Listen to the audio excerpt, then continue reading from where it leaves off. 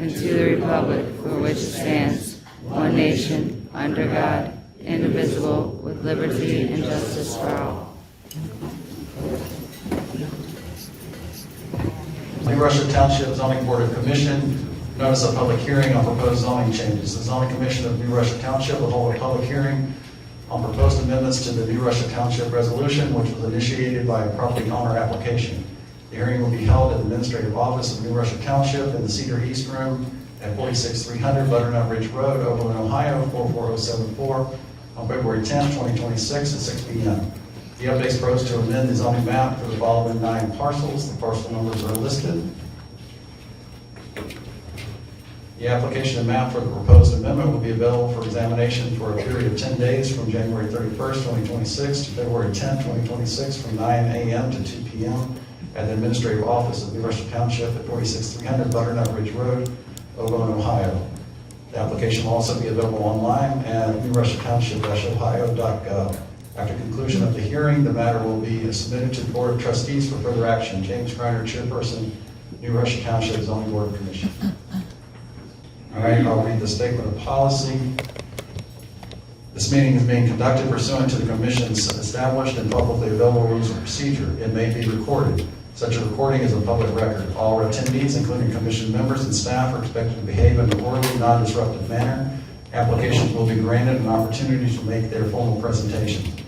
The audience may then be granted an opportunity to comment, followed by the applicant's response and questions from the Commission. Public comment shall be limited to designated time periods directed to the Commission of relevance to Commission business and the topic at hand, and limited to 3 minutes per person unless otherwise authorized.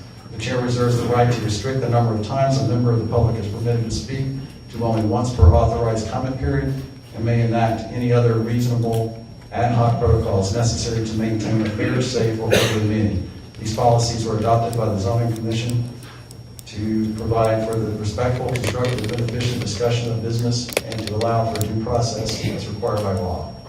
For those that want to speak tonight, if you could raise your hand.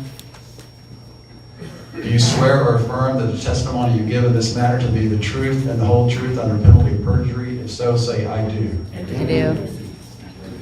Thank you. All right, declaration of notice and advertisement date. The legal notice was placed on the New Russia Township website and Facebook page on 1/14 of 2026. A PDF of application for the proposed map amendments was placed on the New Russia Township website on 1/14 of 2026. The notice of public hearing letters were mailed to adjacent and across the street landowners on 1/14/2026. Legal notice was published in the Chronicle Telegram on 1/31 of 2026. List of exhibit for the record. The first is the ZBC public hearing slides, which you're seeing right now. Application for map amendment, ZC 2026-1. The applicant's presentation, which you will see. Zoning account, Lorain County Planning Commission response from 1/23 of 26. If necessary, New Russia Township zoning resolution from 7/4 of 24. And also the New Russia Township Land Use Plan, October of 2013. Good to see everyone again. It's been a couple months since we've been together. My name is Drew Siley with Liberty Development Company. I appreciate everyone's continued interest in the project. What we're here to talk about tonight, as you know, is it's been called the mega site, the Lorain County Airport site. We're going to spend some time tonight walking through some of the things you've heard before. You heard from us previously about what we think are the technical merits of why this zoning request is reasonable and appropriate. That's for the Zoning Commission tonight. The Zoning Commission has a challenging job to evaluate those criteria. And as you know, they're a step in this process. Much like County Planning Commission, who reviewed this a couple of weeks ago, the Zoning Commission will at some point in this process make a recommendation to the trustees about the merits of our request. What we're also wanting to talk about tonight, though, is it's our belief that working collaboratively with township leadership and the residents, that this development can be done responsibly, that it can be done in a way that meets the goals of the township land use plan, strikes a balance between farmland preservation and development, And that with those pieces in place, we're coming kind of open hands, open heart to talk about how we might be able to work together. And I know for a number of you that probably seems impossible. Like this is being done to you instead of being done with you. And that's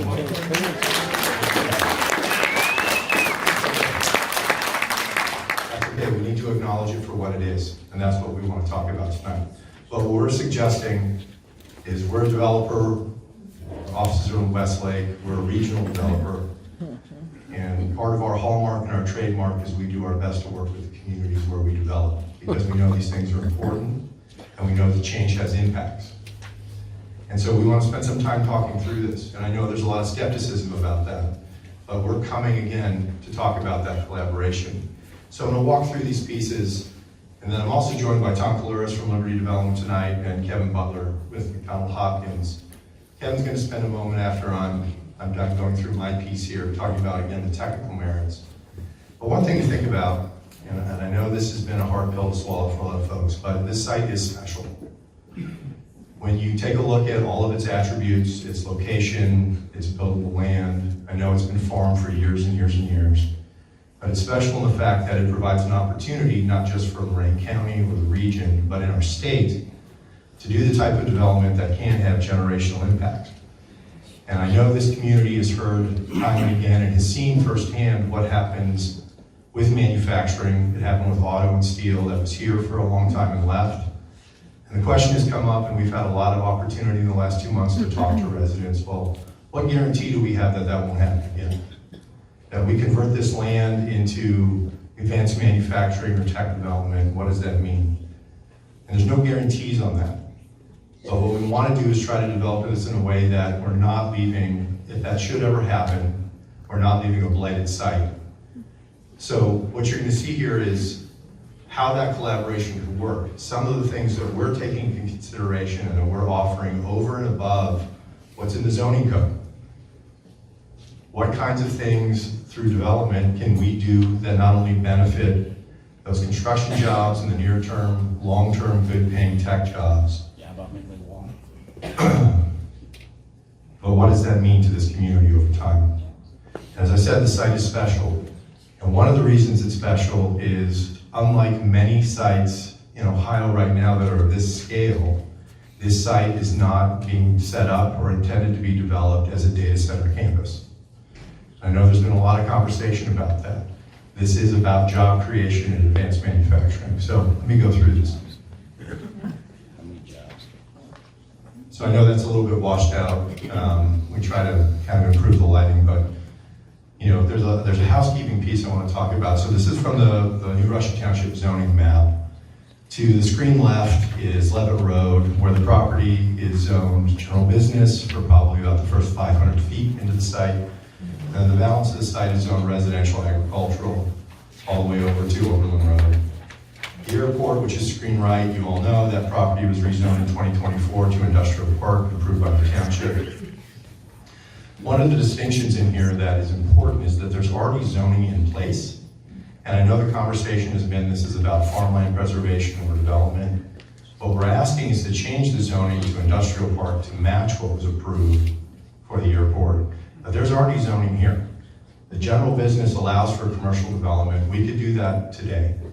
Residential agricultural allows for 2-acre single-family homes. We could develop about 225 houses. So I know that's a hard pill to swallow, but that zoning is already there. That's in place.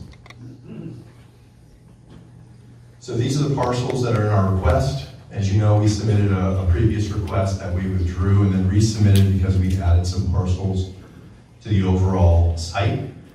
The housekeeping piece that I want to just bring up to the commission is county zoning. Our planning commission reviewed this a week or two ago, and they modified their recommendation from their previous review.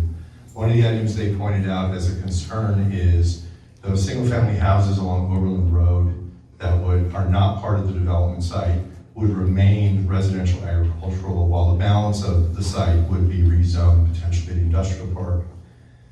Their comment was that that was reverse spot zoning. I don't know that that's actually a thing or it has a standing, but in acknowledging that, if that's an issue for the commission, and you've seen all along Albrecht Road, the parcels that remained when the airport was rezoned that remained residential agricultural. As a compromise, if it's important to the commission, what we're suggesting is modifying the boundary as to seeing here that there would be contiguity between those single-family parcels and the properties on Albrecht Road, and then continuing over to the properties that are on Fort 58 to be in that residential agricultural. So again, at midpoint, it's a housekeeping item. We can talk about that in more detail, but it was a result of the conversation or the hearing with County Commission. So I don't know if anyone has seen a map like this previously. I know there has been suggestions and presentations and public meetings with Team NEO and the county about the total site. The site in blue to the left, that's what our company has under contract. That's the 622 acres that's in the rezoning request as you see it today. The property to the right, again, these are approximate boundaries. That is what is the Lorain County owns, Lorain County Commissioners control, and that is the non-aviation land north of the runway.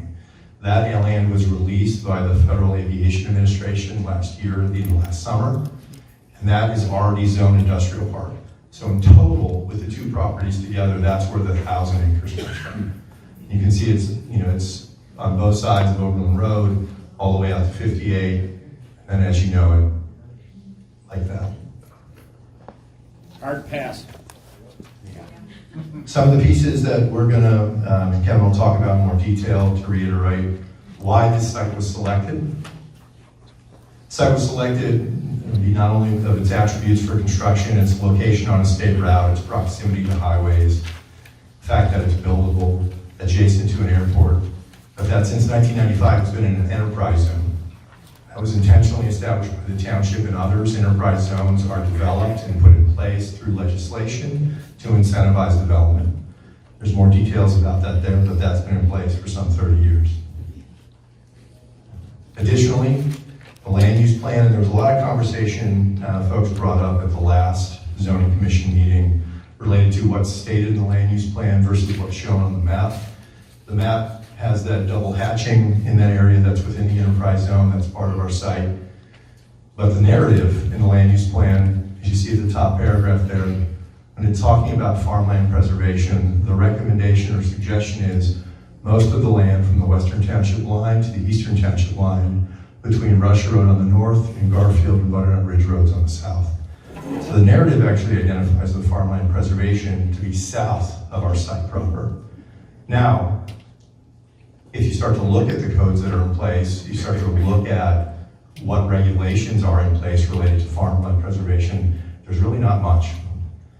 One of the suggestions we have is, how can we work collaboratively?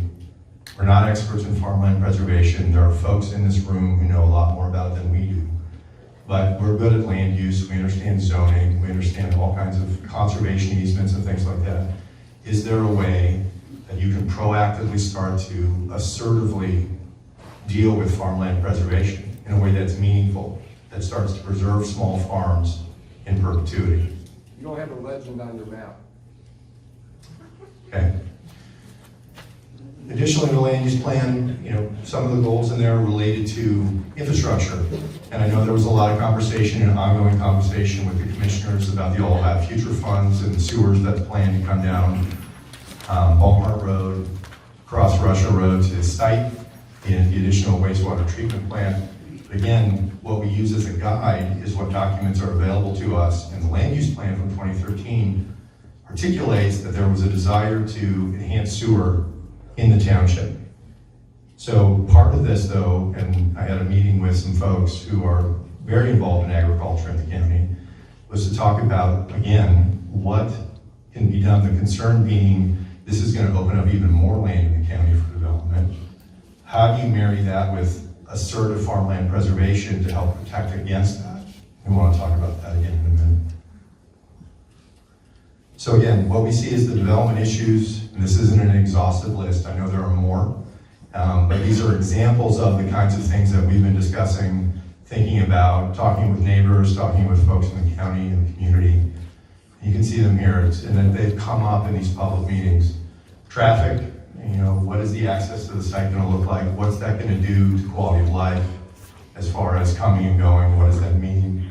Neighborhood impacts. We've heard from a number of the neighbors, not only in these meetings, but who have called us directly. How are we gonna be protected? How is this gonna be buffered? How is noise and light and vibration and all the things that come with development going to be addressed? Safety, this is a big one for us too. How would police, fire, and EMS, if you're gonna develop this site for tech development that's gonna have potentially hundreds of thousands of square feet and thousands of employees, what happens if there's a fire? What happens if there is an issue at the site that requires police? And as you know, the sheriff's deputies do an admirable job covering the county, working hard at all of that. But we're talking about another level of development here that's going to require additional safety forces. How does that happen? How does that get paid for? What happens if there are fires? Is the Carlisle Township Fire Department going to respond? Is it South Amherst? Is it Oberlin? Or is it something in addition to that? Farmland preservation, again, I keep bringing that up, and I'll talk about some of the concepts that I know you're aware of, but I think you can self-determine on that. You can start taking those steps now. And then community benefit. You know, what we've heard in these public meetings is concerns about if there are tax incentives, those are only to benefit the developer. What community improvements could look like coming from a project like this. And then also the job creation. And we mean that both as construction jobs while the site is being built out, but long-term permanent jobs that could have a positive impact on the economy. So again, there's the site, noting those parcels that are not included in the development site, but total property. And again, all that's in consideration tonight, and that we have site control over is everything you see is the Liberty Development proposed site. That's in blue, that's the 622 acres. The pink, that's already been zoned. That's controlled by the commissioner, but again, that's the non-aviation.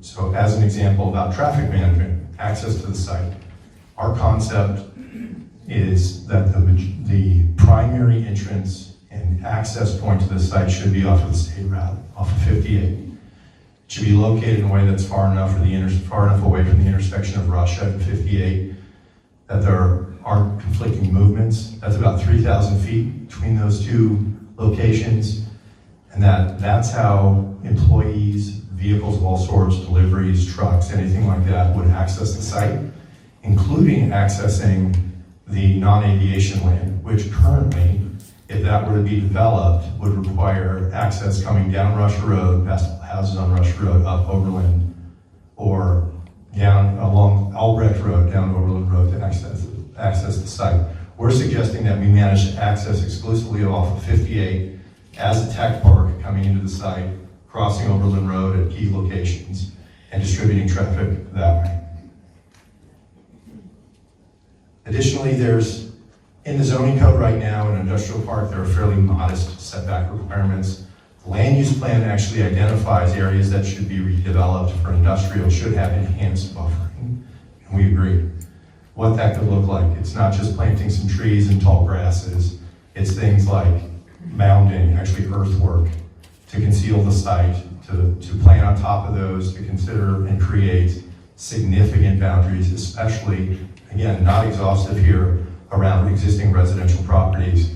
So to minimize at all possible the impacts from the site as you start to build around, and those are highlighted as potential areas in green.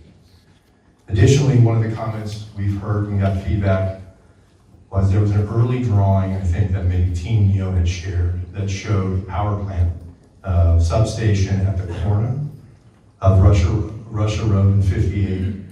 We're suggesting there's a lot of opportunity to be a little more thoughtful about that. There's going to have to be a substation power facility on site that is scale development. We think that should be interior to the site. Significant distances from any residences, off of the main street. It should not occupy a corner, something that you have to look at all the time. How do you start to build that further into the site? Again, as we start to layer these pieces, these are the kinds of design conversations that, if the rezoning happens, any project we're doing, any individual user, any site plan township's in control. We have to come back through the township to get approval. What we're proffering, we're not required to do under the zoning code, but what we're proffering is these kinds of enhancements to try to be a better neighbor.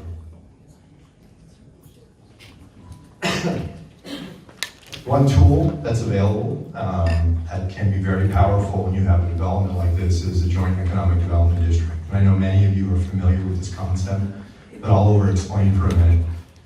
As you know, a township can't collect income tax, it collects property tax. The partnership potentially with an adjacent municipality or nearby municipality to be able to come to cooperative agreements so that those income taxes, those property taxes can be shared, and that new revenue can be used to affect in each of the communities. What it also allows for is enhanced safety services. So if you have an adjacent municipality that can provide the safety services through its full-time fire department and full-time police and EMS, then the opportunity is there that this site could be serviced through that cooperative agreement. As I said, it allows the city and the township to share additional tax revenue, and most importantly, the development site control, what happens with the property remains in control of the township. So the JED, as it says it there, it allows for shared income tax revenue and infrastructure improvements without the need for annexation. So everyone maintains their rule over their particular properties, but they're working in cooperation. And what's important to us is to try to work through this development and keep it in New Russia Township. Farmland preservation, again, not an expert in this by any means, but I'm aware of techniques and I know of efforts that have been going on. The comments keep coming up is how do we prevent development creep? With the sewers coming in this development, how do we protect ourselves from this just being the tip of the spear? And more development like this processing south of Russia Road, further into the county, or into the township. And I would say an assertive program for farmland preservation that includes things like voluntary agricultural districts, land trusts, and conservation easements. And I know you've seen some of these tools applied. I think it's all the more important that even if this development were to go away today, which is not likely, but if it were, that these are the kinds of things that you should be doing now. And I know you've been thinking about this, but it's time to take action. You know, part of the conversations we've had is people are getting tired in Lorain County of fighting on so many fronts because development's coming all over the place in different forms and different sizes, residential, commercial, industrial. There are a few like this, and what we're suggesting is you need to take your game up and start working on this in a meaningful way. Work with the leadership, work with those conservation groups, and how do you start to put in place those protections to ensure or do your best to protect against that development creep that's on everyone's mind. So community benefit also, that keeps coming up. So tax-based growth. In our opinion, our feeling, and what we're offering is that the community should benefit from the increased tax base. The comment has come up through tax abatements and tax increment financing, all of that benefit is going to come back to the developer anyway. We're offering and suggesting and directing that that is not going to be the case here. If there were to be tax increment financing, we ask for it as a non-school TIF, which, as you know, about 66% of the property taxes go to school districts. We would want that increment to remain protected. We don't want to hurt the school districts. We've seen the cuts that are going on regionally, and that the school district should benefit from a development like this. Similarly, with if there were an abatement to be offered, we're part of the discussion, and that's part of the economic development kind of portfolio of tools that are used to attract companies, that it should only be a partial abatement, not 100% abatement, that allowing the community to take advantage of the increased tax base. So how will the community use those improved funds? There's a number of ways you could do that. Public improvements such as parks, and public facilities. There are other things, special initiatives, such as investing in farmland preservation in a very meaningful, direct way through grants or scholarships, also job training programs. And then lastly, the job creation piece of this. We intend to do any project that's going to happen as this site, it's all union. That's going to be very important because there are a number of qualified, high-quality union trades in Lorain County and the region that should be working on projects like this, and we want to support them, be part of them.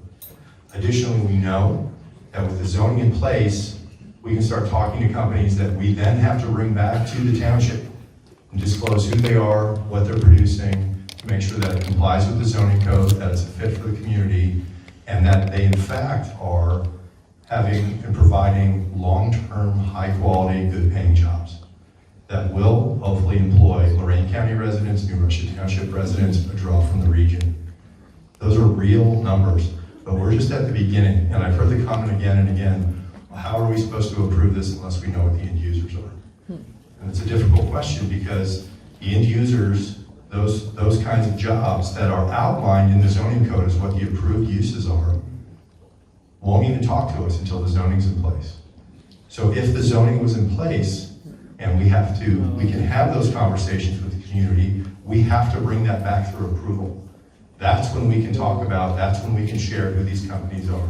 That's when we can share all those details that have been asked for. I know it's a chicken and the egg kind of thing, but that's the reality of where we are. The kinds of leads we're seeing, the kinds of pieces that are coming our way that could be meaningful, creating potentially thousands of jobs, that's the sequencing. So lastly, our approach, and we mean it earnestly, and I know there will probably be plenty of comment about these kinds of things as we get to public comment. But we are coming in the spirit of collaboration. We want to be as open and transparent as we can. That's why we're talking about things like this site is not intended to be a data center campus. We want to talk to you about job creation and farmland preservation in real ways, meaningful ways. I appreciate your attention and thank you for listening, and we'd be happy to answer any questions the commission have. Okay. And we'll sit tight till after public comments. Thank you. Mr. Smiley, do you have an email address, or are you a decision maker in this whole process, or is there a way to contact you directly? Diane, I'll stick around after, give you that information. Okay. It's also on our application through the township, so all my contact info is there as well. All right, we'll move on to the Lorain County Planning Commission response. On January the 12th and 26th, the application for the proposed map amendments was submitted to the Lorain County Planning Commission. Planning Commission, let me put this on the screen. Lorain County Planning Commission response on 1/12 of 26, the application for proposed map amendments was submitted to the Lorain County Planning Commission. The Planning Commission met on 1/20 of 26 to discuss or to review the ZBC submission. The Planning Commission submitted the response to the ZBC on 1/23 of 26. The Planning Commission voted to approve the rezoning based on the technical merits of the application with the exception of parcel number 09-00-007-000-018. Rezoning this parcel would result in reverse spot zoning, which will create two small islands of residential surrounded by industrial park. If the township chooses to rezone that parcel, staff recommends reviewing the IP district regulations to make sure there are adequate setbacks and buffering to protect those residents. Continuing with their response.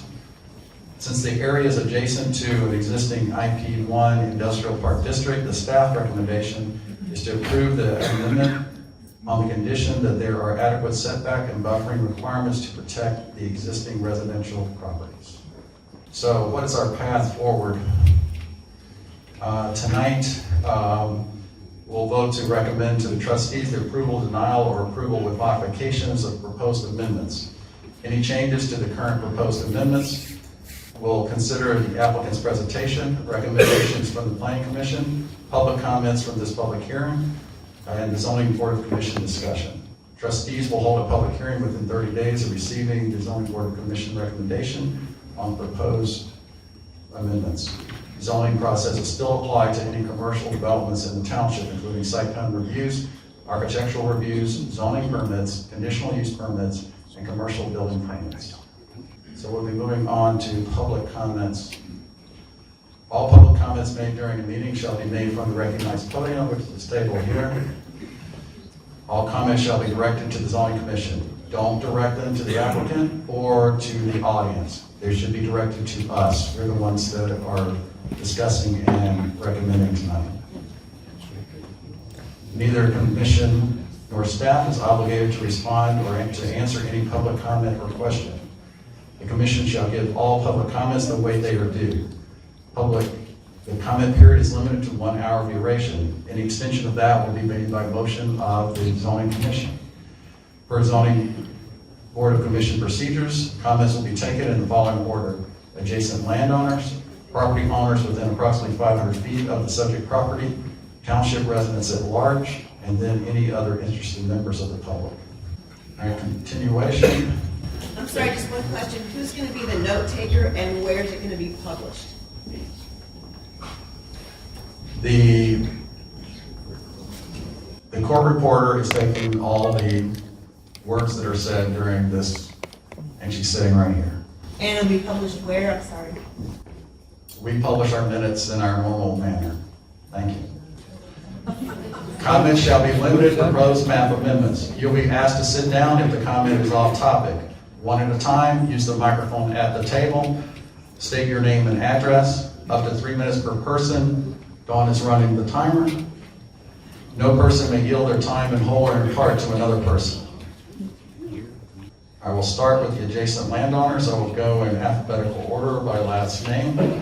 These were the persons who received a letter in the mail, or was sent a letter in the mail. So first up is Denise and Gregory. Hi, I'm Denise. This is my husband, Greg. I'm a nurse. I've lived in Lorain County my whole life. My dad was a public servant. His name was Victor Stewart. He was very big in providing public service, so I understand very much why public service is very important. I think he would be very concerned if he were here to see what is happening in this situation. I work very hard. I've saved many years to be able to buy and build my home. Our home is almost on the corner of Albrecht and Oberlin Road. And from looking at that map today that you showed, it looks like we're completely surrounded by the project. It looks like my neighbor on the left might have made a deal to give her property away. So I'm the second house in, and I've saved, like I said, for many, many years to build this house. And it's daunting and very sad.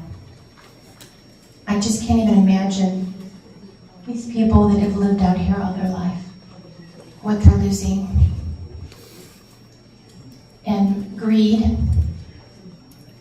is not something that should be sought at. I think I heard this gentleman here say that it's something that's inevitable.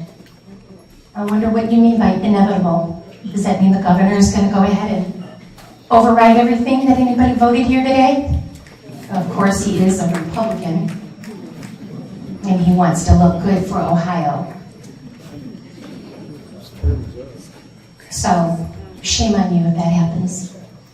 And you can't even look me in the eye. Anything I want to say is we got $500,000 in our house, and after they come and surround us, the property value is going to go down. So maybe they should buy my house for how much I got in it or more, since it wasted all my time and my future. That's it. Thank you. We purchased land on Albrecht Road last summer to build a home, not far from the couple that just spoke before us. We chose this area because of the country feel, the quietness, and now this is what we're dealing with. You know, we came last time, and every person here was against this. We feel the same way. Nobody can give us really clear answers because there's not a company in mind yet.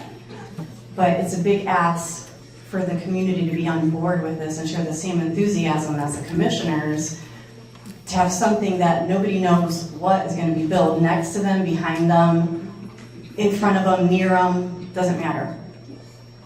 There's a lot of sad stories right now that we see in the news of communities that are in the same situation or have already gone through this situation, and they're dealing with increased utility bills, noise disruption, pollution.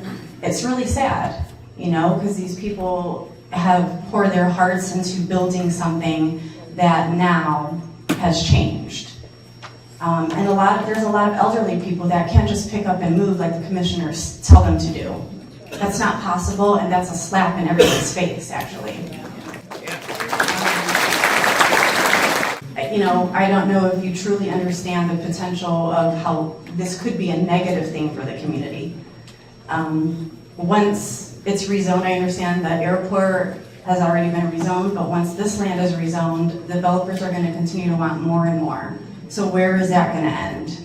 When there's no farmland left, you know, rather it be homes, you know, than a big manufacturing site.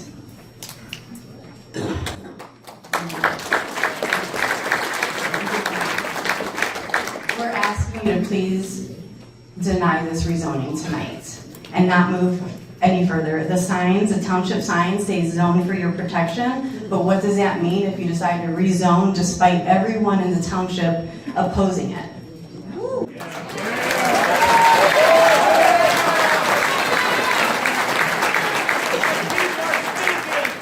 I think everybody knows how I feel about this.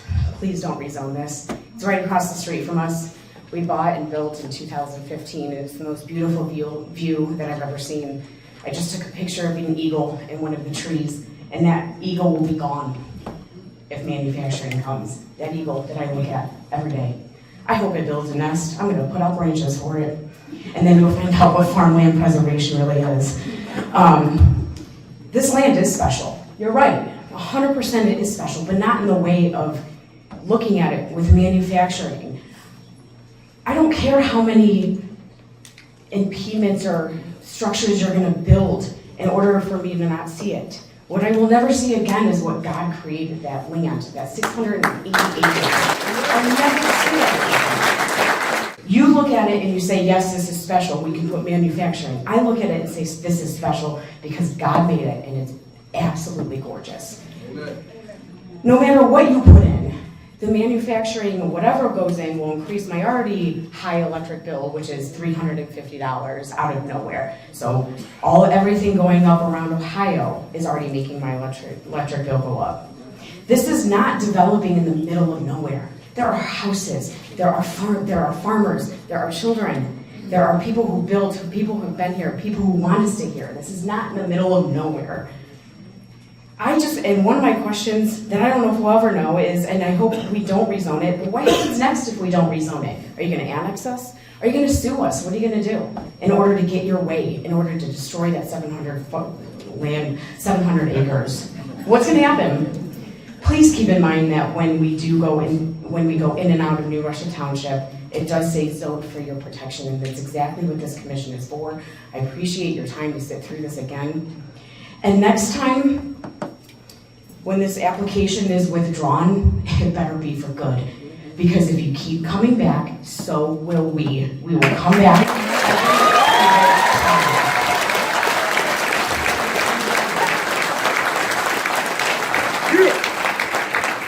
And we'll come back bigger, and we'll get more people. And the more people find out how corrupt these commissioners are, the more...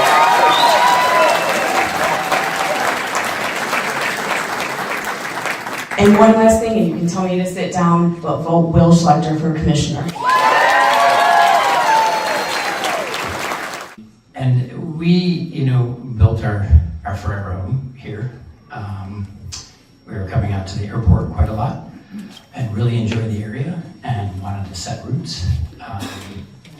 Kind of in a unique position where I do travel quite a lot, and I get to see a lot of different areas, not just of the United States, but globally. New Russia is very unique. We really love the area. Our kids love it. The sunset tonight was fantastic over the field. I have to say though, being in technology, I'm very much like a pragmatic person, very math oriented. I think there are a lot of different areas that could be redeveloped possibly, and I don't know if that was fully explored, is one thing I'll mention. Especially to the north of us, a lot of industrial blight. I have a lot of concerns, not necessarily native from the area, but seeing the Rust Belt develop and the job promises come through is something of particular concern. I don't know, I mean, living right on the corner there of what we were really concerned about was going to be a massive traffic lane. Curious about how that'll go. I just have a lot of questions I don't think are fully answered yet. And I just hope we take our time with anything that happens rather than pushing it through. I'll also ask the commission if they're aware of if the Intel site is actually finished down in New Albany and how that's going. So I just have a lot of questions, I think, and I don't know if my wife does too. I mean, I think I would just say that based on prior information I've seen in different meetings and whatnot, there's definitely a sense of strong arming. And although obviously we're all, understanding the gravity of this situation, I think that if given the choice, we wouldn't change the farmland. And I think that the kind of level of brinksmanship and sort of passive aggression, I'm just starting to really notice it, and scope creep. I mean, I'm fascinated at some of the slides because we were kind of tucking in and trying to think of an expansion on our home to accommodate my in-laws moving in with some additional bedrooms. And so it's just a very limited. I heard we get 3 more minutes because there are 2 of us. Is that allowed? Do we? No. Yeah, let's give it to him.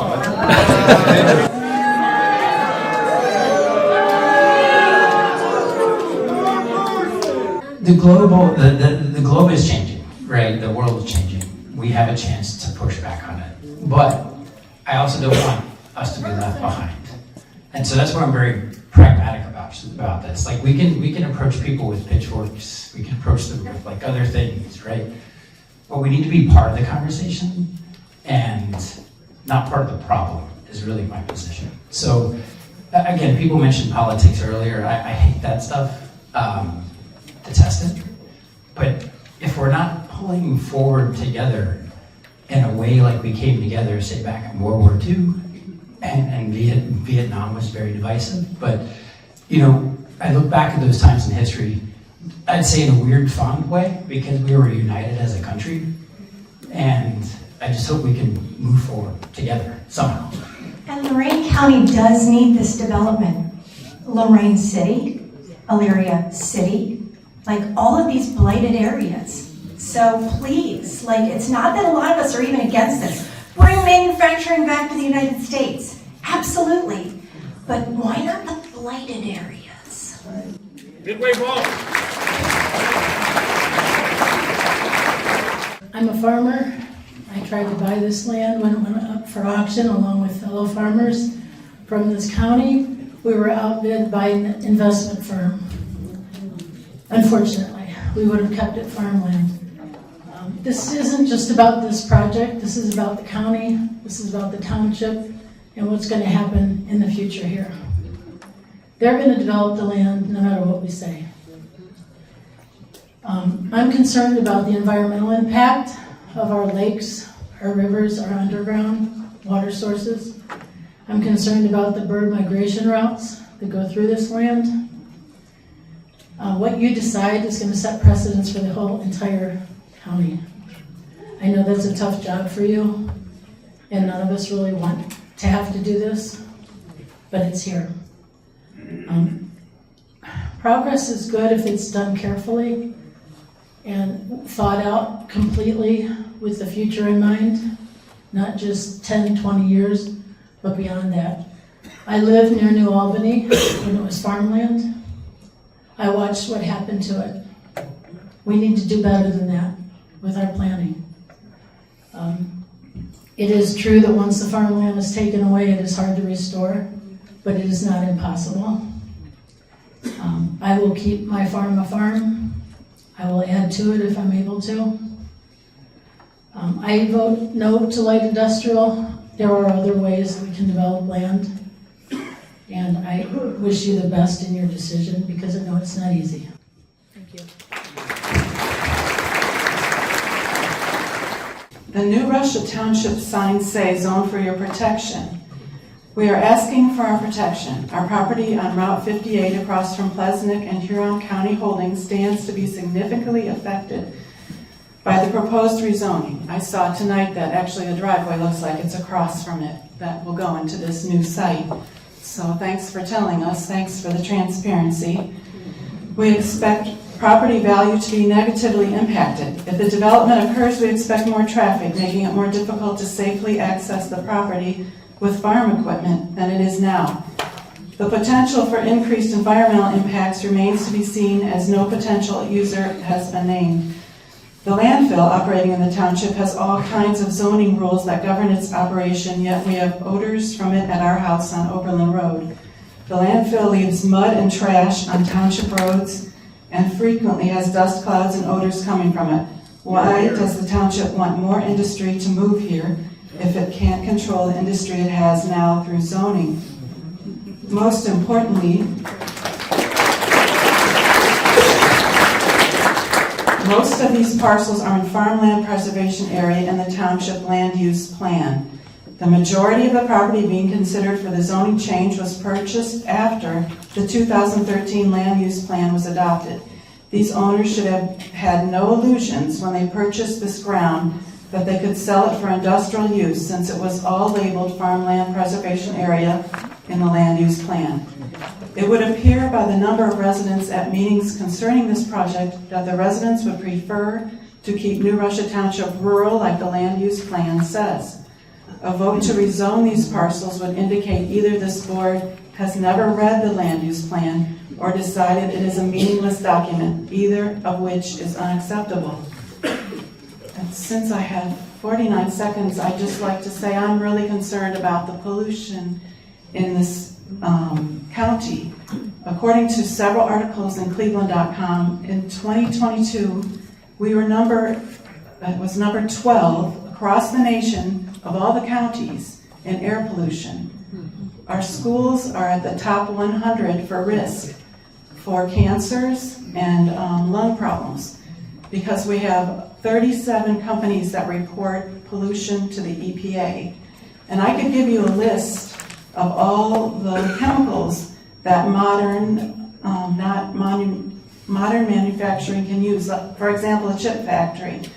But it's enough to know that they use enough water for 22,000 to 33,000 homes. And they create dead water.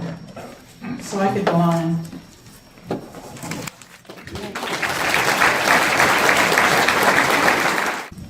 Hello, I'm Stephanie Giacometti, and this is my husband Joel. We are one of the little square blocks in between all of that mess that is going to be taken over. No one's come to say hello, so hello, nice to meet you, since you're going to build on top of my land. I've also been told that they're not going to offer me any money for my land if they do take it. They're just going to make it uncomfortable for me to live there. So this land was purchased by us a couple years ago for our forever home, our retirement, where we were going to live, where we were going to have our grandchildren run through the yard, because we've lived in a development for the last 15 years. We can't stand living in this development. At night, we can hear our neighbors close their cabinet doors. So the thousands of houses you want to build around me, I don't really want to hear the kitchen cabinets closing next door. I appreciate your time and you listening to us. I know it can't be easy. I'm sure you feel like we're yelling at you, and I don't mean to do that. This was just my dream, and it's gone. It also does not help that all of this will pollute this entire county. And you can say it's not a data center, but Sears Farms sold to a company that is a tech company. all of that land is gonna be tech. Whether it's a data center, whether it's a chip factory, whatever it is, it's going to utilize the land to the point where all of these people who have lived here for years, decades, families, will not be able to survive it. And I'm sorry, but I just don't think it's fair to anyone, whether it's me, who I don't even have my house yet because I was afraid to build it at this point, or it's somebody who's lived here for generations. I just don't understand why you want to give up farmland for something that's just going to turn ugly, like the steel mill has, like the Lorain Ford plant has, like Midway Mall has. I've heard you say it a couple times. I agree with you. You want to put these things somewhere, put it there. There's people all over this county who want these things. We don't. There isn't a person in this room who wants it, other than the people who don't live here.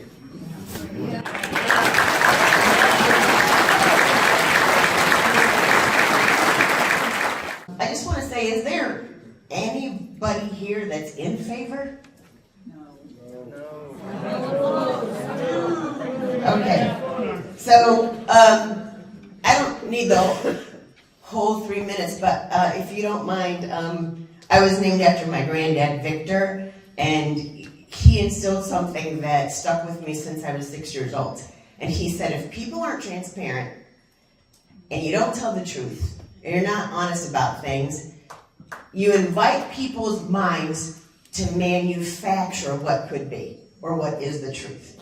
So all of these unknowns lead us to think, and I've listened to the most remarkable, wonderful neighbors that I have the privilege of living in that neighborhood, 44785, by the by.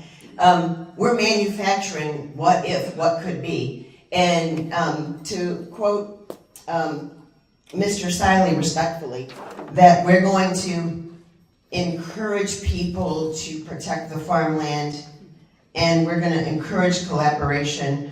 We're going to encourage the power site to be on site with the development. We're going to hopefully just look at some housekeeping issues. So all of that vanilla stuff, I don't like my ice cream just plain vanilla, no offense, but it's bullshit.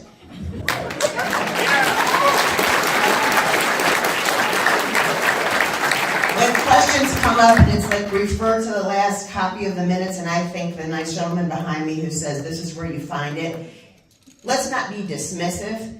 This is really about 1 to 2 points. It's money and a way of life.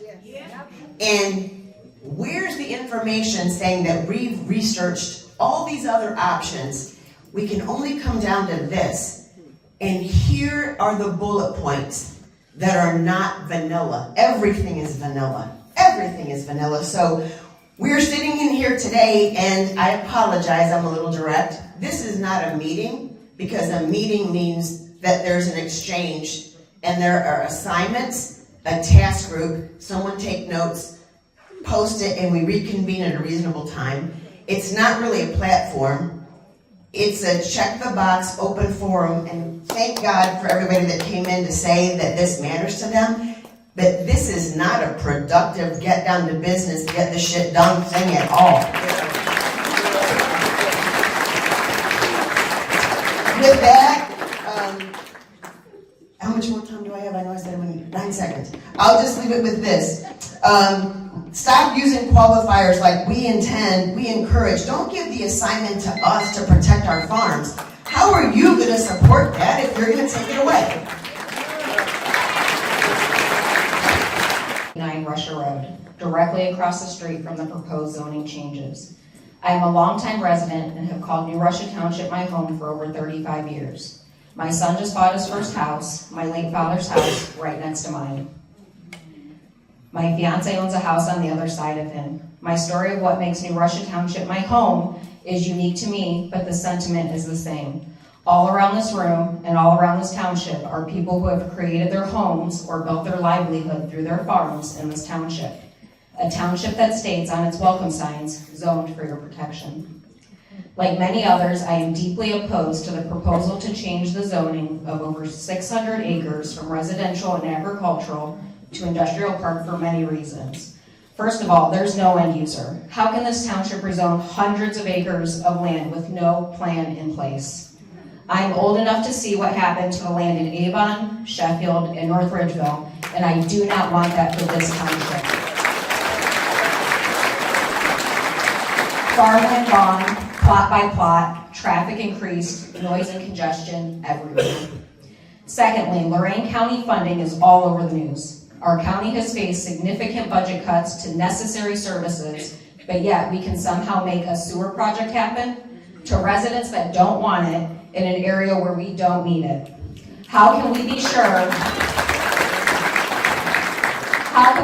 this project would be fully funded to the end and we won't end up with rezoned land and a half-completed infrastructure project? Yes.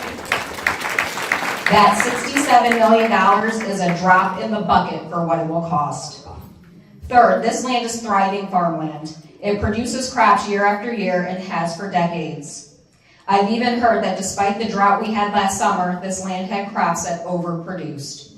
At a time when farmland is rapidly being destroyed, our country will need to rely more and more on food from other countries. Rezoning land that produces crops seems non-negotiable.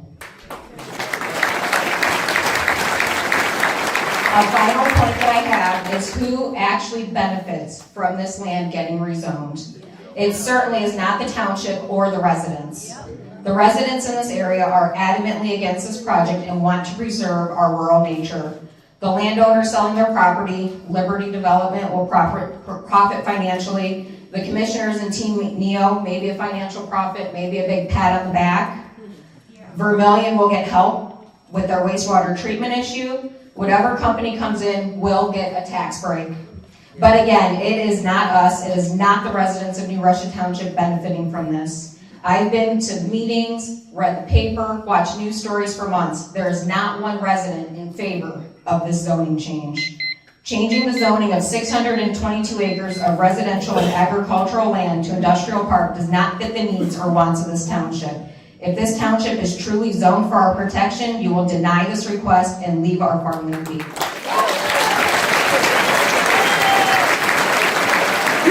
I come from the city of Lorain. I lived there and always told my parents, my dad was a country guy, but he lived in Lorain. He loved the country. He always told me, oh, I want to build a house. I said, me too. And he told me if I worked my ass off, I could do that. I could live out in the country. I could have anything I want. 12 hours a day, sometimes 14. Up at 2:30 in the morning, not getting home till it's dark. I busted my ass to live where I live at right now. I made my dad's dream come true through me. Amen. And like the commissioner says, just move. I did. I got out of the city. Oh, you don't like Lorain? Move. You don't like the industrial? You don't like all the stuff all over your car? I live by U.S. Steel. We had all that. All the noise, shootings, whatever you want to call out there. I had all that. And I didn't want my kids and my grandkids to have that. And I think that hard work, we all work hard for what our parents tell us. They tell you if you work your ass off, you get what you want. Well, I did. And that promise that my dad made me, do I believe it? I'm starting to second thought it. Because stronghold people, they have a lot more money than Dad did, or a lot of us, came by and crushed that dream. And every one of you guys all have a dream here. I guarantee you, including you, Jim. Remember what your dad told you. Wow, I hope he told you the same thing our parents told us. Be respectful to others and their hard work. And don't take it away from them. When they bust your ass, you reward them. And we want rewarded. We don't want our dreams taken from us. Thank you. And lived there since birth. My older brother lived there since birth as well, and my oldest brother since he was 5. But before that, he lived next door at my grandpa's house. And after my grandpa's passing, just over a year ago, he had the pleasure to buy that house. You can't tell that road has huge emotional impact to it just the way it is right now without a mega site. And that is the way it should stay. Agricultural/residential land. We don't need to change the zoning. I was looking forward to starting a family of my own on that very road. But you want me to do that when we could be in danger from possible bright lights, air pollution, and so much more? It's not even like this is all happening at once. It's happening over the course of time. So then you want me to wake up each day and see construction traffic, hear noises that I shouldn't have to be hearing? That's where you want my childhood to be? Waking up, seeing and hearing that each day? It is zoned the way it is now for a reason, because there should be a safe place to live that is rural. You guys should not jeopardize people's homes and families by changing the land to industrial. I'm going to have to be forced to grow up like this or move. And as I said earlier, this road has huge emotional attachment to not only me, but anyone else on that road. I have relationships on that road with kids who are going to have a childhood dealing with this as well. So you're making more than me, more than them, but anyone who lives on my road, this block, this community even. Every year we have pig roasts, we have holiday parties, and we have watch Northern Lights. You guys want me to give that up too? Who can enjoy a party when there's noises and lights right across from you? Let's be real, you guys want to rezone hundreds of acres, and we the people who live in the township don't even know what is going to be going in there. This land produces crops year in and year out. It is not unused land. Then what happens when we use all the crop producing land in our area? Because it starts here and just keeps expanding and expanding. So we have to stop it now while we can. It's only a matter of time before we have no crop producing land. After hearing all this, I beg you to deny rezoning to industrial land. Thank you for your time. My mailbox is in New Russia Township. My house is in Amherst Township. And looking at these maps, it looks like the entrance is going to be across the street from my house. In fact, my neighbor across the street told me last week when I was helping her with her car, somebody approached her to buy her property. She backs up to the airport. I look out over the airport. I look out the other way. I can see Route 113 in the wintertime. Anyhow, these original property owners, these 9 properties, just a few years ago, were quite happy having the zoning the way it was for the land, agricultural, residential. They thought it was just fine. When these older generations died off, others came in to sell their, to companies, knowing the ultimate purpose would be who knows what, homes, industrial, AI, whatever. They want the zoning changed now, and too bad for those of us in the room that are left behind. The zoning's protection of the property for the majority of those people have their life savings tied up in their homes. I've been on Albrecht Road for 33 years. I've planted upwards of 20 trees on my property. I live about a half a mile from Oberlin Road. Some of you ever gone down Albrecht Road? You see a long, long, long garage. That was Leo's Furniture Refinishing. That's my neighbor, or it was. He died about 4 years ago.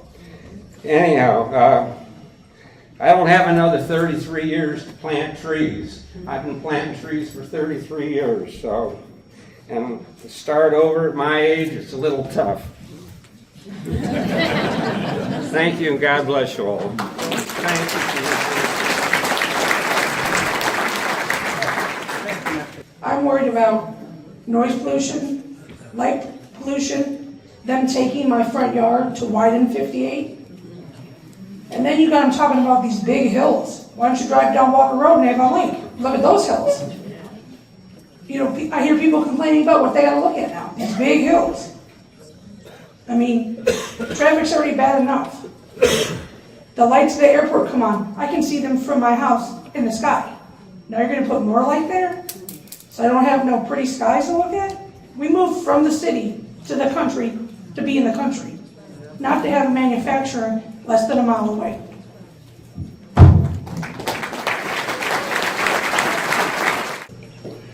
I built a house there in 2017. I lived prior to that in Pennsylvania.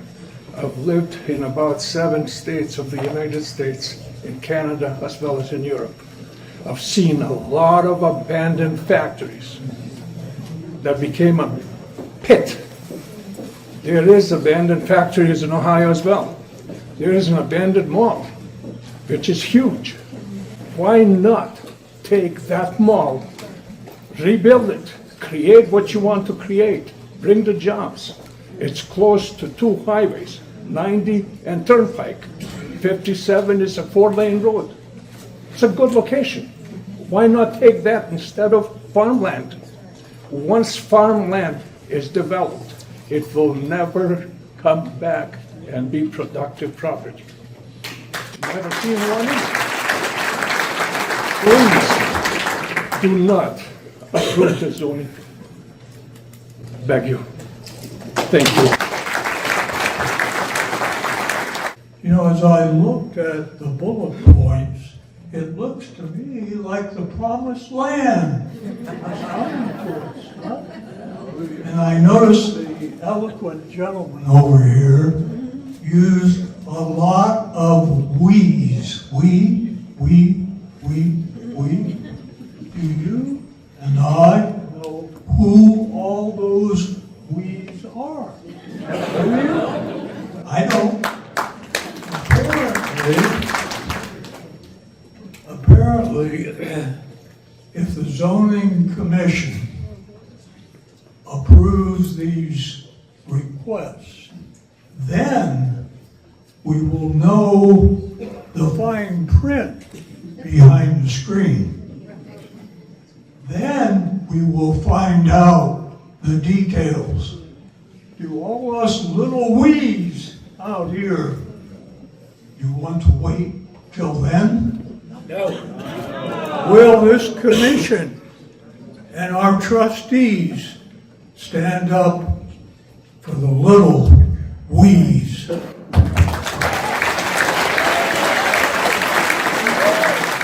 My name is Anthony Savage. I'm a South Amherst resident and a New Russia Township resident. I also serve as a member of South Amherst Village Council.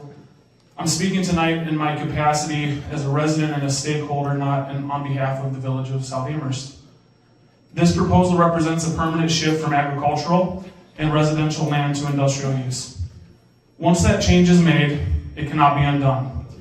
The burden should be on demonstrating a clear public benefit, infrastructure readiness, and alignment with the township's adopted plans before moving forward.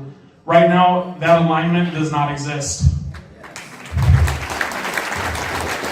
Ohio Revised Code 519.02 requires township zoning to be in accordance with the comprehensive land use plan and to promote public health, safety, and welfare. And when there's so many unknowns, I don't know how it can do any of that. The township's land use plan emphasizes preservation of rural character, agricultural land, and compatible development patterns. Converting these parcels to industrial zoning is not consistent with that framework whatsoever. Approving zoning that conflicts with the adopted land use plan undermines the purpose of planning altogether, and frankly, it spits in the face of residents as well as the signage for the township that proudly states zone for your protection, which has been brought up multiple times tonight. If the township intends to move in a different direction, that discussion should begin with updating the comprehensive plan through a transparent public process, not through piecemeal rezoning. There are still major unanswered questions that must be addressed before any recommendation is made. What documented public needs are justifying this change? How is this aligning with the long-term vision residents were promised? Who's going to bear the cost of infrastructure and service expansion? I know I don't want my utility bills going up anymore. How nearby homeowners and farms will be protected from negative impacts, and what precedent this sets for additional industrial encroachment. Residents chose to live and invest here based on the existing zoning and the township's land use plan. Moving forward with a change that is not aligned with that plan and not supported by the community creates a long-term consequence, many consequences, and that extends far beyond these parcels. I urge the commission tonight to deny this proposal or pause the process until it can be clearly demonstrated that it complies with ORC 519.02 and that it aligns with the township land use plan, reflects the health, the safety, and the welfare of the residents that you are claiming to represent. Amen.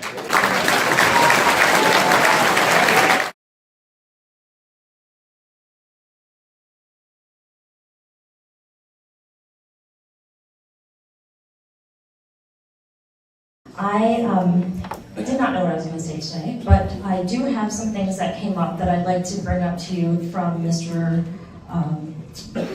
from Liberty's presentation. So I noticed that the spot zoning, they made a compromise. I don't think that was a very good compromise. You're still going to have sound, you're still going to have it's going to be loud, it's practically still on top of those homes. So please take that compromise into consideration, because all they did was just bring in their boarders. Those people are still going to be so impacted. It's going to be terrible. The other thing is, I believe that Lorain or Oberlin Road is a county road. Based on what they're doing, it looks like they're going to shut down and completely close most of that road. If you want to look into that, that would be great, because that would be something that would also need to be considered. My other question is with the JED, we can get some property tax money from that, but what if it goes away? I don't see us maintaining property taxes with this new election that's coming up, so I'm not sure how JEDs work. So I ask you all to please think about that, because I don't know that that's going to make much of a difference for us. The other thing is that they said they're going to bring local unions to work.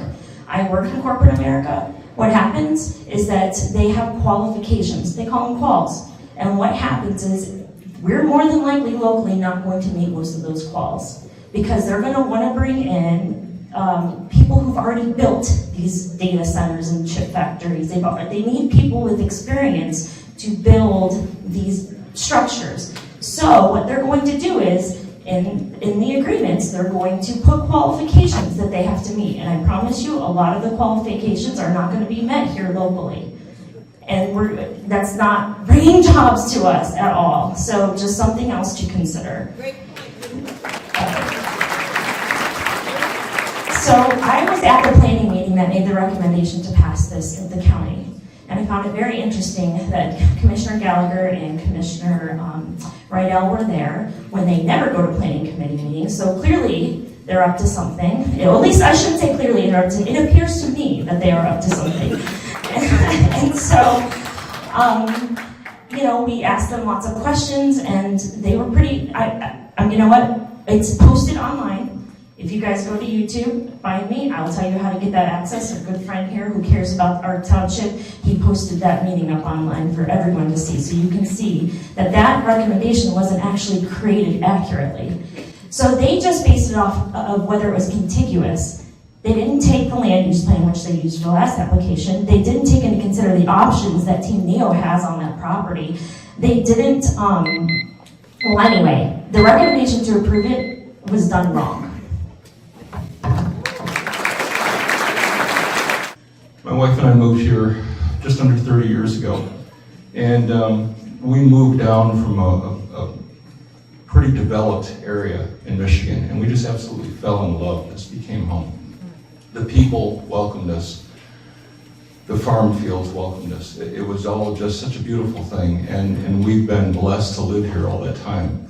So that's why I feel a need to speak up for my neighbors and for the people who live here, but not only for the people who live here, but the people who live elsewhere in the country that have seen this type of backroom deal and bulldozing go on for years. And deals are struck, hands are struck, and NDAs are signed, and forward momentum gets so strong that the residents and the people who are looking at this, and the people whose children were hoping to grow up next to mom and dad, grow up next to grandma and grandpa, they get shut out. And I understand the need for tax base. I understand the need for development and for jobs. But again, the farmland is not the place. I know that this block of land was designated as an enterprise zone before my wife and I even moved here, back in 94, 95, it was designated. But since that time, there's been plenty of properties that have now gone blighted that this sort of thing would be fine for. These types of deals that create so much forward momentum that makes it almost impossible for residents or those looking at it to get a foothold and push back, it's just wrong. And I understand you as officials, have duties that you have to do. I get that. But if you rubber stamp this, you're just laying down like so many other places in the country have been forced to lay down. And it's not just on you if you do that, because it becomes on everyone. And it becomes on those ancestors, those that otherwise would want to grow up and raise their families in these areas. So you really got to take it to heart that what you do is important, not just tonight, not just tomorrow, not just next year, but for decades, for generations. Please consider that in your considerations. Thank you. I just wanted to bring to the zoning commission that there are 5 in your guys' rules. There are 5 areas that you should be looking at. I want to go over just a couple of them. One is public necessity. I know it's been brought up that the township's going to need this income when the landfill goes away. First of all, we know the landfill is probably not going to go away anytime soon, so even if it's in 10 years, 12 years, whatever, I have full trust in our new trustees that they will be budgeting accordingly and living within our means. So we, because in the years past, we've had a spending problem. You can see how they pay like $1,000 a month to have the carpets cleaned at the doors. They pay thousands of dollars to a guy to keep the geese away from the pond at the park. There's things that could be done. So it's not a necessity. The second one is good zoning practice.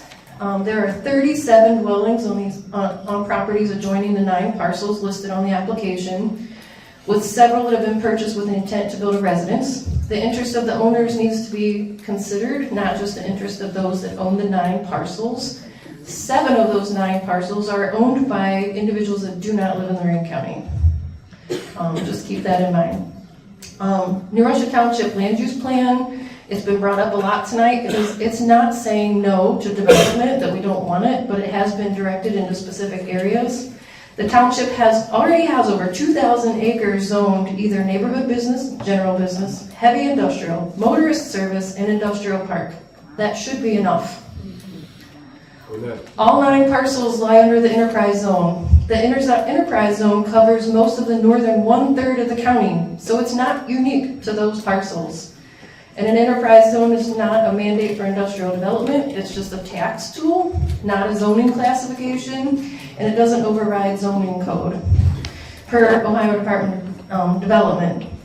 By allowing these, also you are creating spot zoning, which is, if you don't know what that is, look it up. It's not allowed under Ohio law. And I just quickly want to finish with this. According to the USDA Census of Ag, during the last 20 years, Ohio has lost over 1 million acres of farmland, and Lorain County has lost over 53,000 acres. That was a loss of 1/3 of our farmland in Lorain County, and 90% of that ground was lost to development.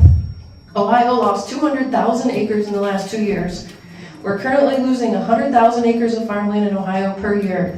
In the last 5 years alone, Lorain County has lost over 10% of its farmland at a rate of 3,000 acres per year. If we continue losing farmland at that rate, Lorain County will not have any farmland left in 30 years. Good soil is a finite resource. Farmland is one of the few resources we cannot replace once it's gone, and we need that farmland. Please remember that. The first concern I want to address this evening is the fact that I found out that our chairperson, our zoning chairperson, doesn't accept emails as written correspondence. So anybody that sent emails trying to get their public comment to the zoning commission, those were not passed along. He also doesn't reply to tell you that, so that's fun to know, but I hand-delivered those today, so the commission did get to hopefully glance over those. Next, I wanted to talk about statements by the applicant. So there was a lot more information provided this time. There was a lot more detail about some of the good stuff that could happen. Why wasn't that on the application for the zoning application? Because if you read the zoning application, the only thing it says is that one of the parcels touches another parcel that is industrial park. That's the only reason given. I know if I was trying to open a business and trying to rezone something, I would have to provide a lot more detail about what I was going to do in order for the city to consider making that really big. And I mean, we're talking about a really big change. Also, the Lorain County Planning Commission recommendation said that it needs to meet the industrial park buffer requirements to make sure they're adequate. Have we reviewed that? Are we familiar with what New Russia Township's industrial park requirements are? And then even if we did do that, and we said maybe they're okay, how do we know that they're okay if we don't have an end user, right? So we actually we don't have a definition of what okay is because we don't know what's going to be going there. That is a huge zoning issue that we can't allow. Now I want to go back to the comments that got made again tonight and that were also made at the last public hearing, that land is not farmland preservation. I think we were all under oath today. I watched the hand come up. The key was removed. So I hope that the zoning commission would please pull up the actual land use plan that shows the key, that shows that that is farmland preservation. Enterprise zone is not a zoning directive. The term enterprise sounds like commercial, so they keep saying that, but that's not what it is. But they like to use that term. So I'm really hoping we can take a look at that map tonight. That'd be really helpful. So then a little side note there is, we're supposed to trust all these things that the applicant is going to do, and we're just in utmost good faith, but they're already presenting incorrect information on the slides that they showed us that we're supposed to be believing. So that's a problem. The other one that really bothers me is the sewers. And if you read the land use plan, there is a line in the land use plan that talks about bringing sewers into the township. So that would be nice for some people. Some people would like to have that. The problem with this sewer system is that no New Russia Township resident will be able to tap into it. Not because we're not allowed, but because it's actually impossible. It's a forced pressure system. It is impossible. So at best, that's extremely misleading to put that on as a benefit to New Russia Township. I also want to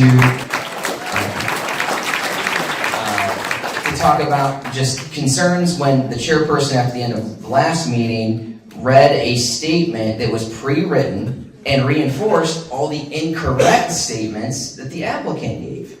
That's just concerning to me, and I was upset by that.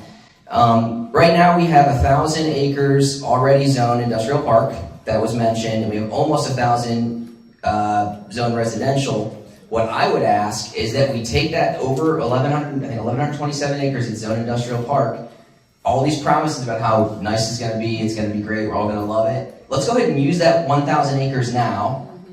It's going to go great, and we're all going to be so happy that we're going to be asking for them to expand to the other 700 acres. The last piece, and I want to apologize to the zoning commission because I think I came a little bit hard at you guys in the past, and that's not, it's just frustration.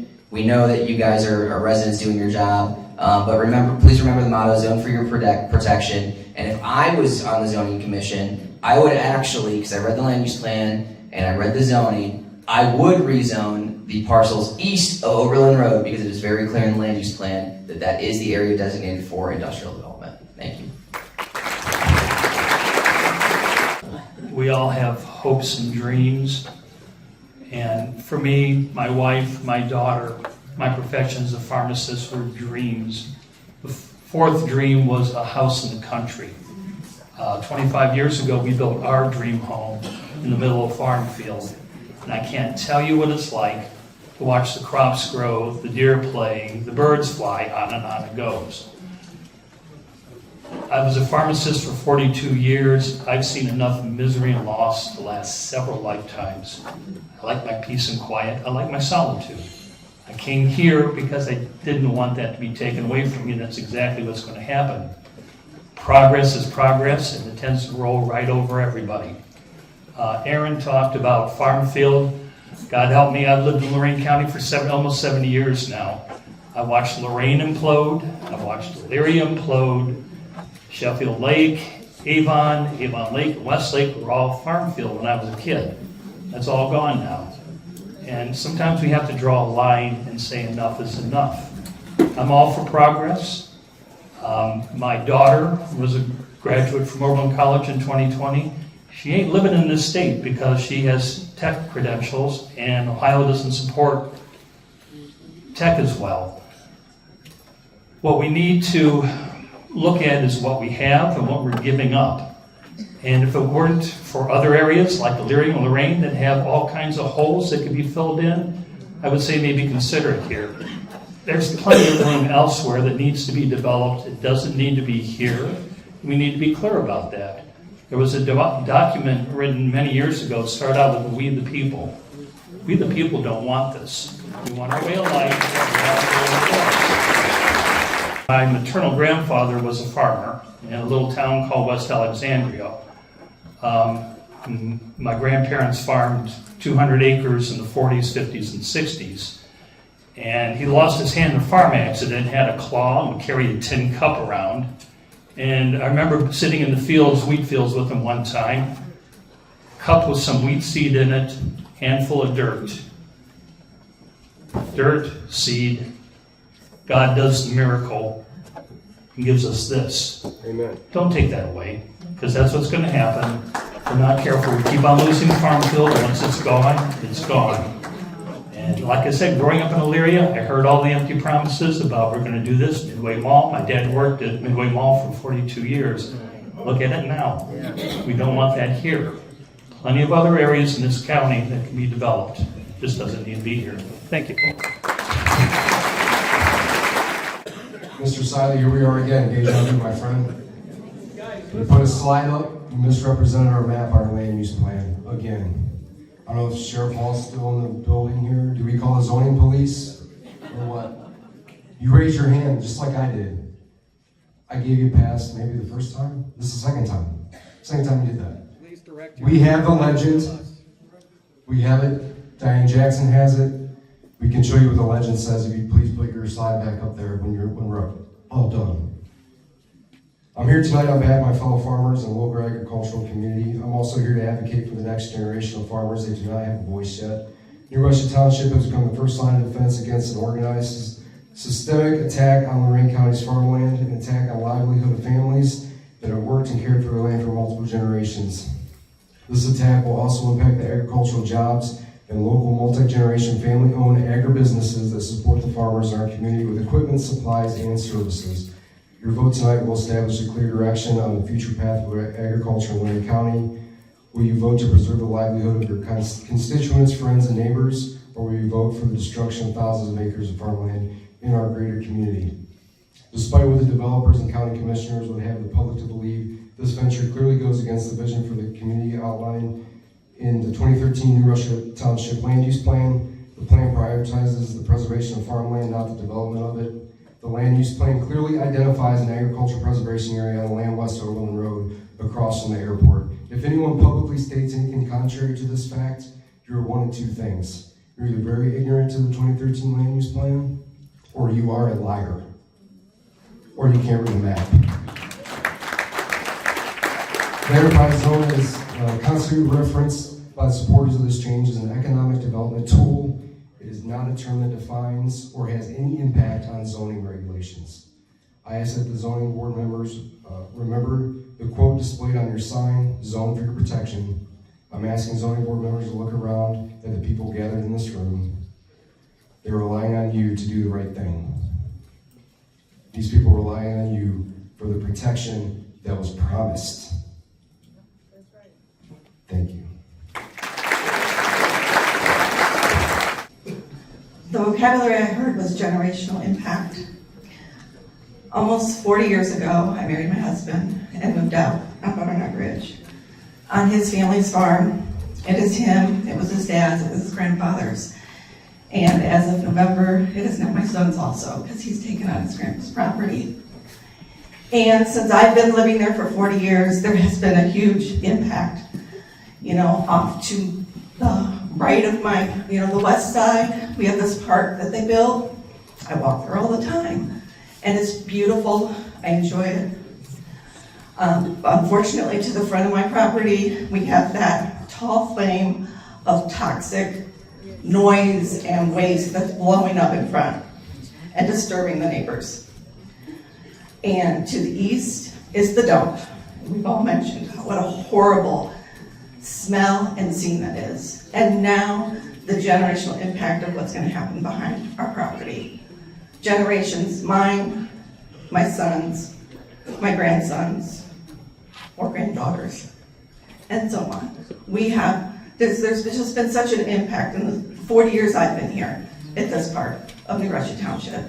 So I guess I just think about generationally what this is going to do to our families.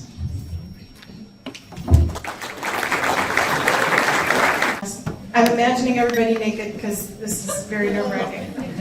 So I grew up here. My father was George Randall, and he owns the place that's going to face the corner, Russia and 58 there. My daughter bought his place, and I live 5 houses down the road, and I love New Russia Township.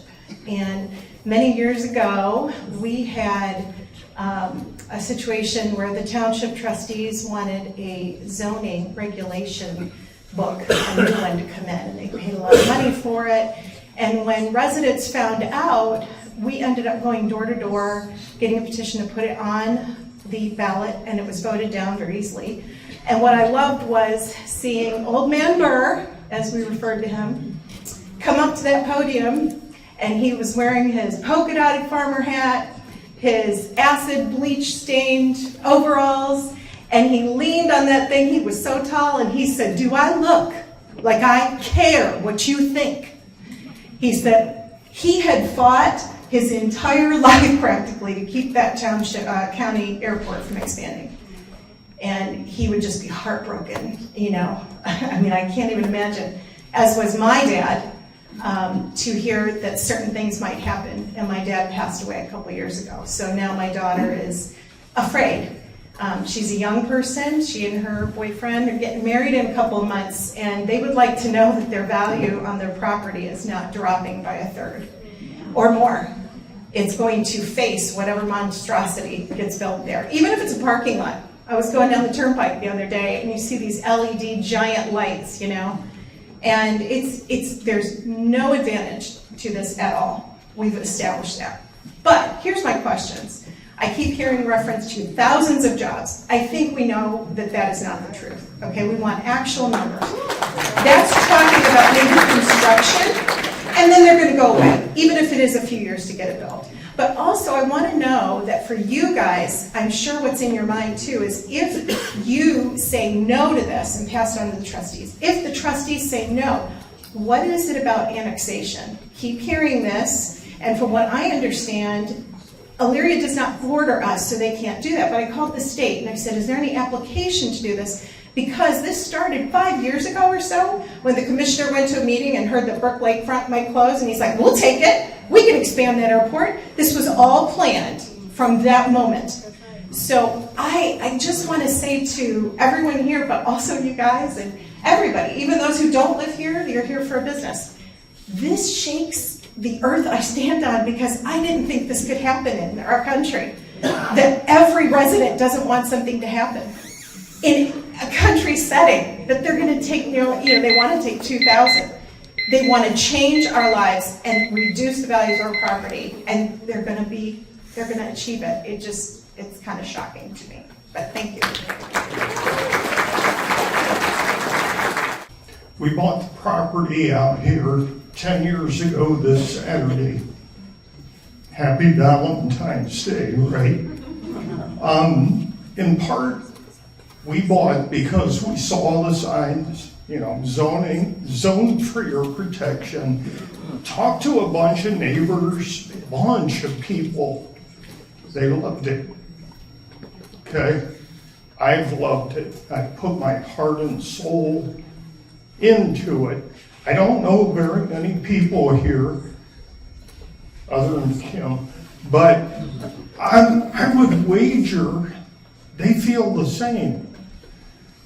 And the thing that disturbs me the most about this whole thing is that we the people have spoken. We the people have been speaking. We the people are going to keep on speaking, because we expect you to hear us and at least acknowledge what we have to say. Thank you. Most of you know me, and I know you guys know me. We've been here before. And I'm just asking you guys to pay attention to what is being said.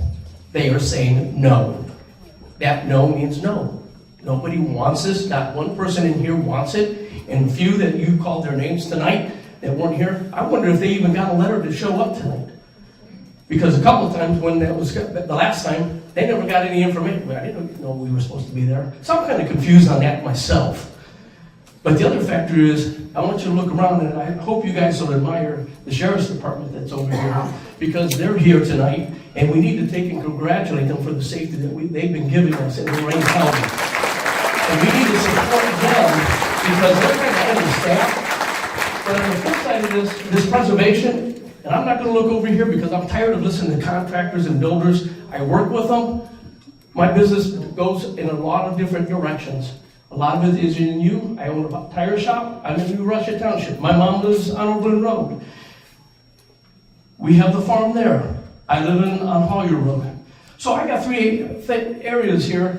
I moved back out from the city of Elyria because I couldn't handle the city and the crime that was going on in there. And nothing against our law enforcement. But I didn't need it. I wanted to be back out where I grew up. Where I could, when I grew up on a farm, got on a horse and took off miles and rode my horse. And I didn't have to worry about anybody complaining. And most of the neighbors knew who we were. We don't have that as much today.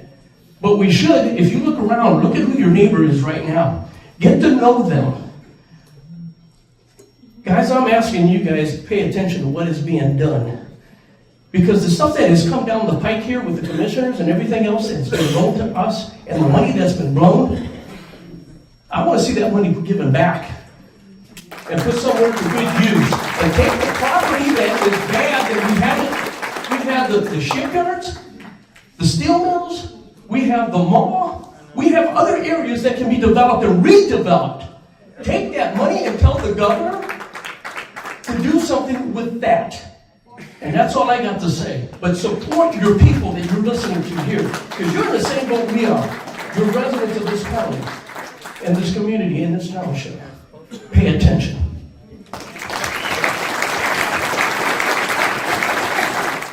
Will Schlechter, Henrietta Township.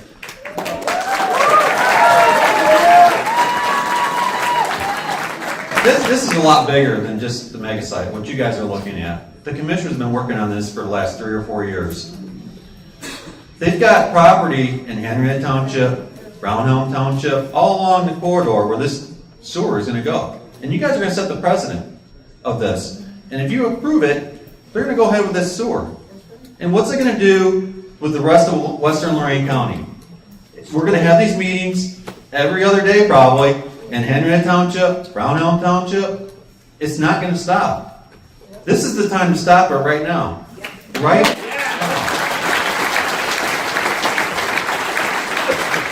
I was at that planning commission meeting at the county, and I talked to some of the members there. They're township trustees, just like some of the people that are here.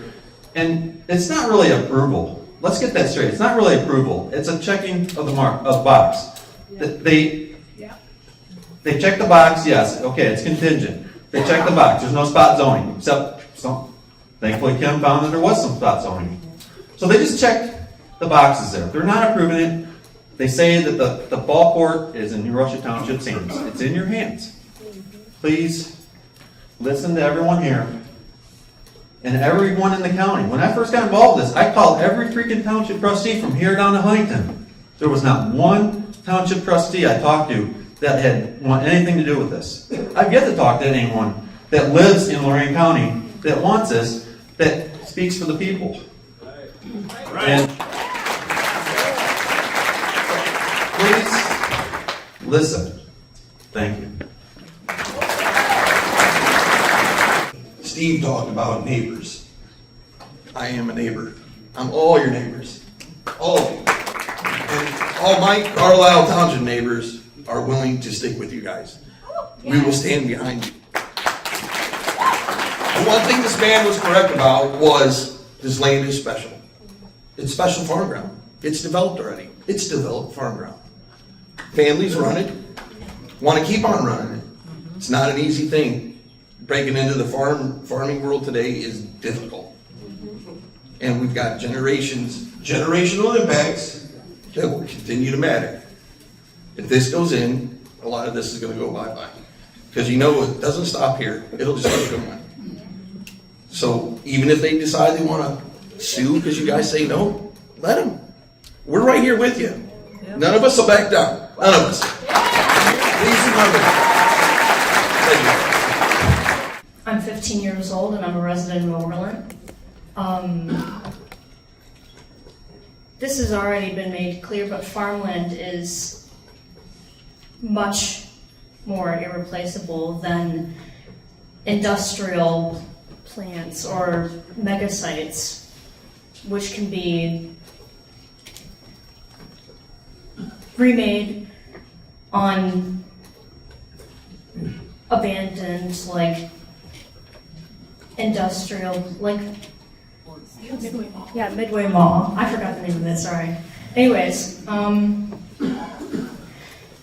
the country has been pushing very hard to focus on supporting American-made and American-grown goods, but with all of that farmland being wiped out, even beyond New Russia Township, beyond Ohio, what goods will be left to support if it's all being replaced by megasites?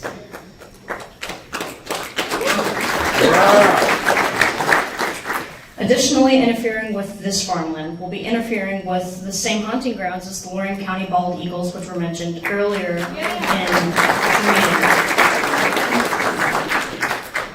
And even before any of the developers buy land, which no developers have been discovered or even promised yet,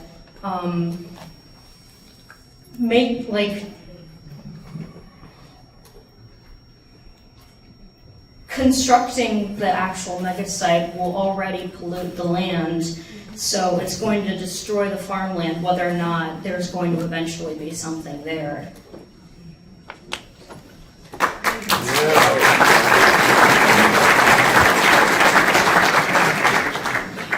My name is Jennifer Clark. I live in Oberlin as well. Already things have been said. You guys have seen me here before.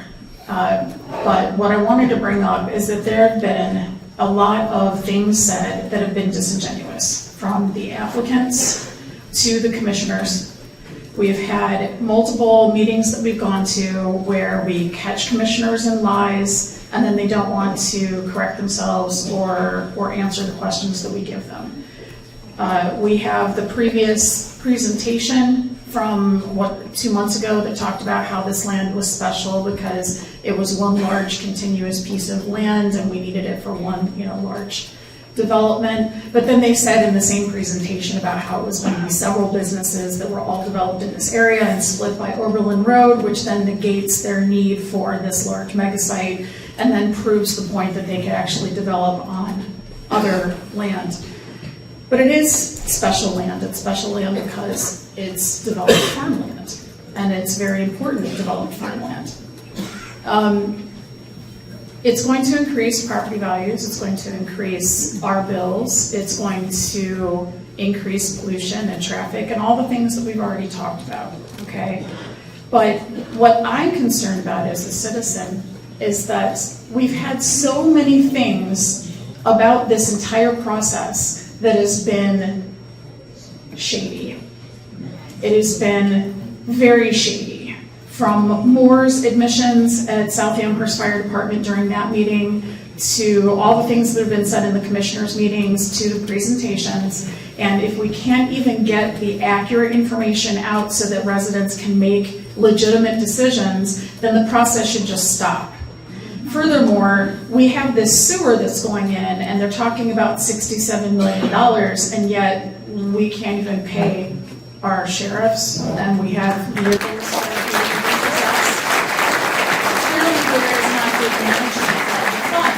and it's something that's going to lock in all of our residents. But here's the thing, you guys are the cog, okay? You're the stopping point. The commissioners have already said that. They keep on putting everything. Every time we catch them in a lie, they turn around and say, well, it's the New Russia Township Zoning Commission that has all of the power. So we're putting the power on you, and we're asking you to stop this now. Don't rezone it. Keep it zoned agricultural as it says in the land use plan, something that we all want. But also, I'm going to end with this. Someone mentioned about something their grandfather said. Well, my grandfather, a World War II vet, raised me with the statement that the only thing in life that can be taken from you is your honor. And you are the only person that can take that away. I'm asking you to be honorable and listen to everything that we're saying, because in the end, you guys are going to have to deal with this if you vote against it.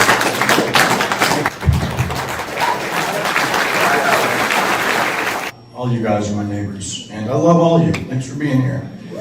I'm holding in my hand the EPA.gov website. They have a list of things called Superfund sites. A Superfund site is defined as an area of industrial contamination where the federal government has to step in and make the responsible party clean that contamination up. This list currently has 1,906 entries across the United States, 2 of which are in Lorain County. If you allow this to proceed, it is only a matter of time until New Russia joins this list. And I don't think anybody in here wants to see that.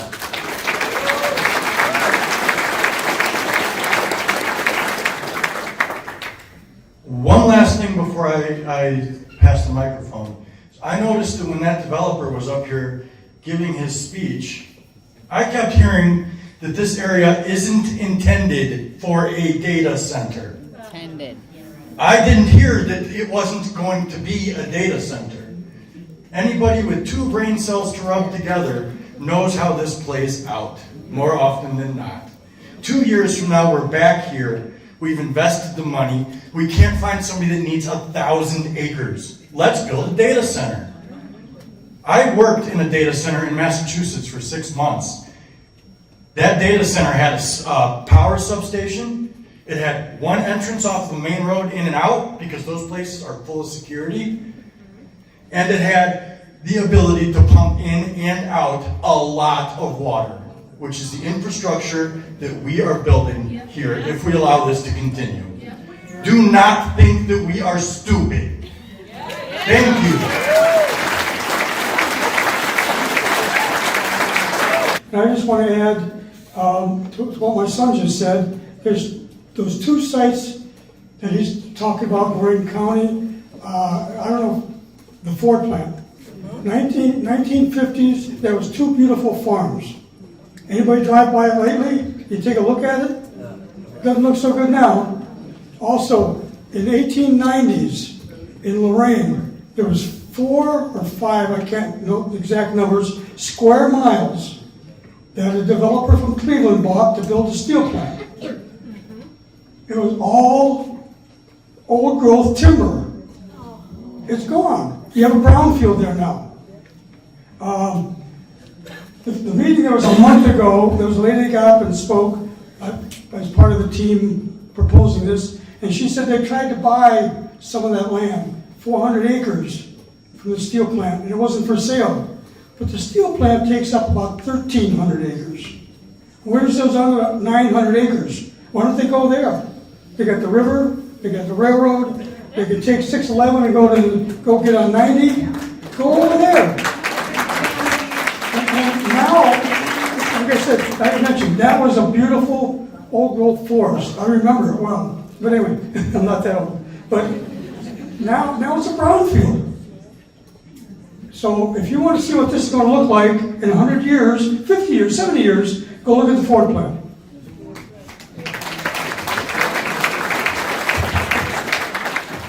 Hi there, everyone. My name is Chloe. I'm actually from Vermillion, and I drove out here today because sometime in the future, I might want to move to your beautiful town. It's gorgeous. It's the fields, the bald eagle. I've seen it at my house. It's beautiful. And the thing is that if there's a data center here, I'm not going to want to move here. You know, I'll need to find somewhere else where I'll want to move. And it just doesn't seem like very smart sense, you know, when planning a community to allow a large corporation to come in and buy thousands of acres of land and pollute it and take up the whole thing, pay the bare minimum of taxes, and drive everybody out. It doesn't feel fair. Frankly, it does seem like a very silly decision, and a lot of the actions behind officials have been very suspicious along the way as well. I don't know all of the details about this, but I heard something about officials signing NDAs around the project, which is, I don't know how that's legal. It's treasonous. And it's been very clear to me, right, just from approaching this, to see the attitude that this project has towards the people who live here, right?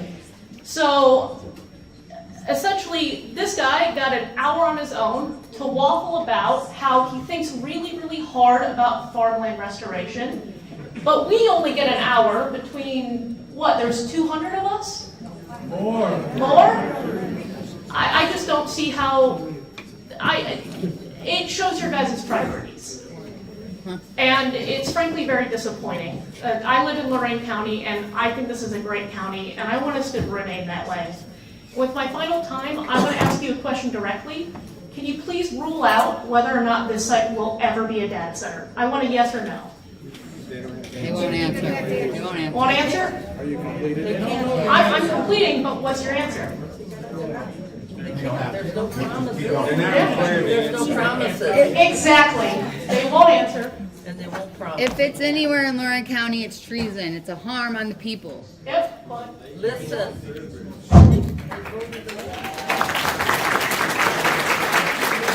I usually stay out of this arena. I'm not really good in this atmosphere, but I felt I had to draw the line on this issue.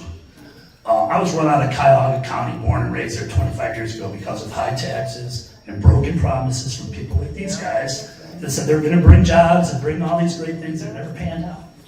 You guys have a great idea. Looks good on paper. Here, think big. Go to Detroit, Michigan, or Buffalo, New York, where they have the resources and the infrastructure. Wait for you guys to come in and plug it in. Little Lorain, Ohio, we like it just the way it is. Look around. That's what we're telling you guys.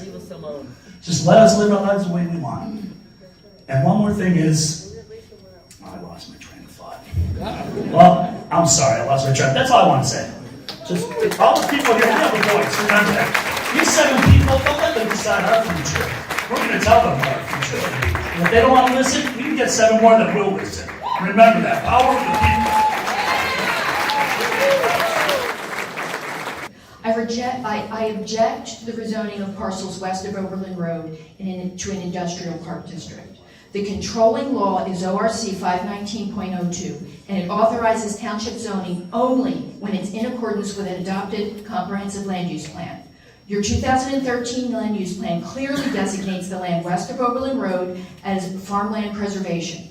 The zoning change that contradicts that plan is not a discretionary policy choice. It's unlawful. This decision is not about what individual interests want. It's about what the law allows and requires you to uphold. The only lawful path to industrial zoning in this area would be to first amend the land use plan. That process was recently attempted and was put on hold after strong resident opposition. Until the plan is legally updated, this rezoning must be denied.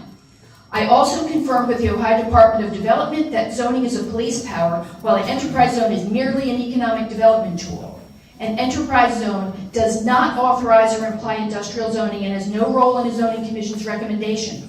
It's a tool for negotiating an agreement by township trustees and an eventual end user and has no bearing on this rezoning request. There is nothing in the ORC that permits an enterprise zone to be used as a basis for rezoning land.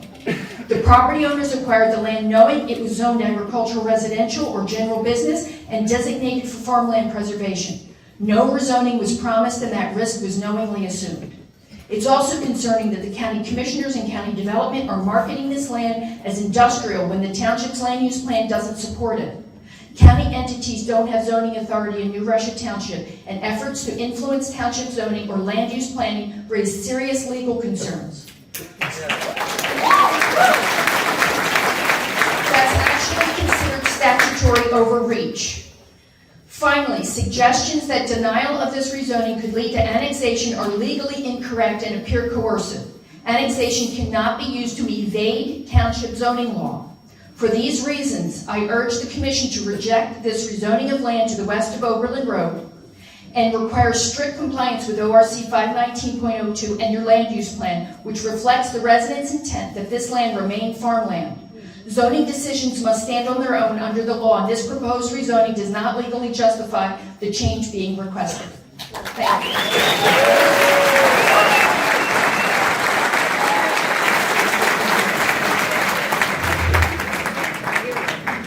Hi, I'm Sam Mangus, and I don't like this, and I know where we is. It's in we don't want this. And another we is we want farmland.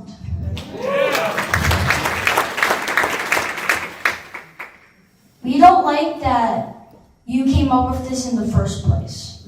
And we want to live the way we live. We want to live the farmland, the farm way of life. And I'm the future. And it's sad. That we even have to be here today. And I'm begging you guys to not rezone this to industrial. I trust you. And if you don't rezone this, I no longer can trust you. Thank you.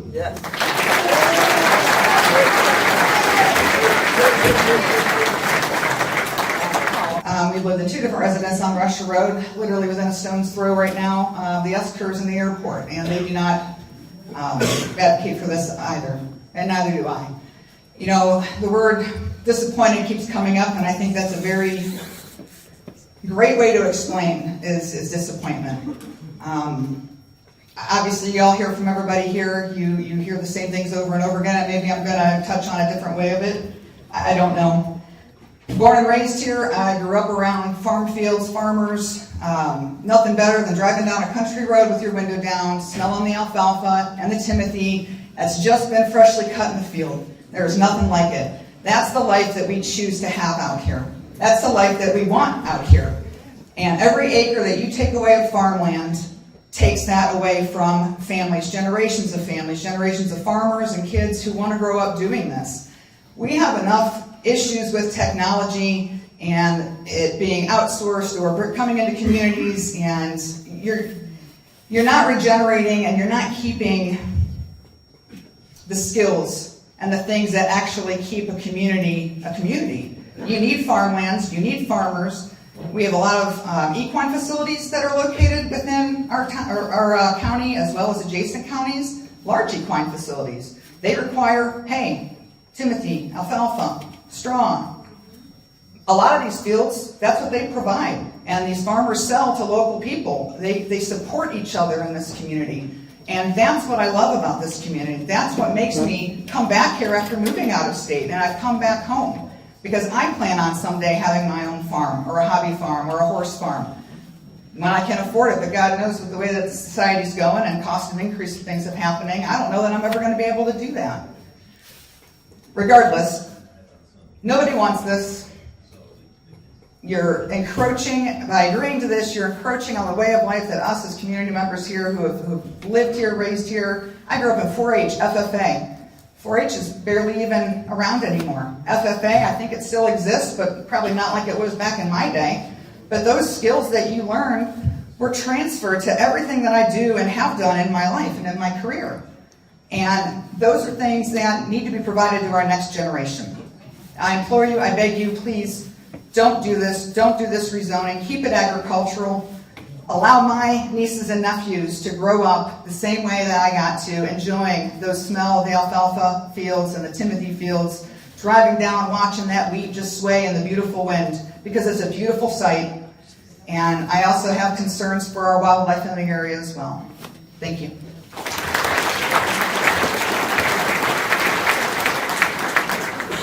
I've just been listening to everyone talk about, zone for your protection, and most people here looked at that sign and said they moved here because it was zoned when they moved here, and they don't want to change. So that's what I consider myself a pretty well-rounded individual. I do excavation and septic work, so I understand the sewers, I get that, but most people don't want that, and I hope that you guys listen to everyone that's here and understand what they want, what they don't want, and take that into consideration, because that's your job. So, thank you. 30 seconds, please. Have we already spoken? I've been filming. Oh, I yeah. haven't- No, she hasn't. Let her go. All right, go ahead. Thank you for extending. Thank you guys for extending this, Lord. I really appreciate it. I just wanted to point out that everybody keeps saying Midway Mall. Well, I live by Midway Mall, and it doesn't matter anywhere in Lorain County that we do this. This is a harm on the people, and that's called treason. So, I mean, these 5G and 6G wireless technology is harmful. It is biowarfare on humanity. It turns people into walking cell towers. If you ever looked up the term targeted individuals, they are literally walking cell towers from these frequencies. They're transmitters and receivers of these frequencies. And we're all going to become targeted individuals if we keep letting these 5 and 6G towers everywhere. This all must stop. My website is awakenandunite.com, and I'm an independent journalist trying to expose the harms to the people on my website. I've worked very hard for the last 9 years filming. You can look it up at tvwithpurpose.com as well. I have mailed a non-negotiable deposit notice to the trustees here today. This is my verbal notice on the record, and a second hard copy notice is on its way as well. Thank you for your time. We pray you stand with the people, not the corporations.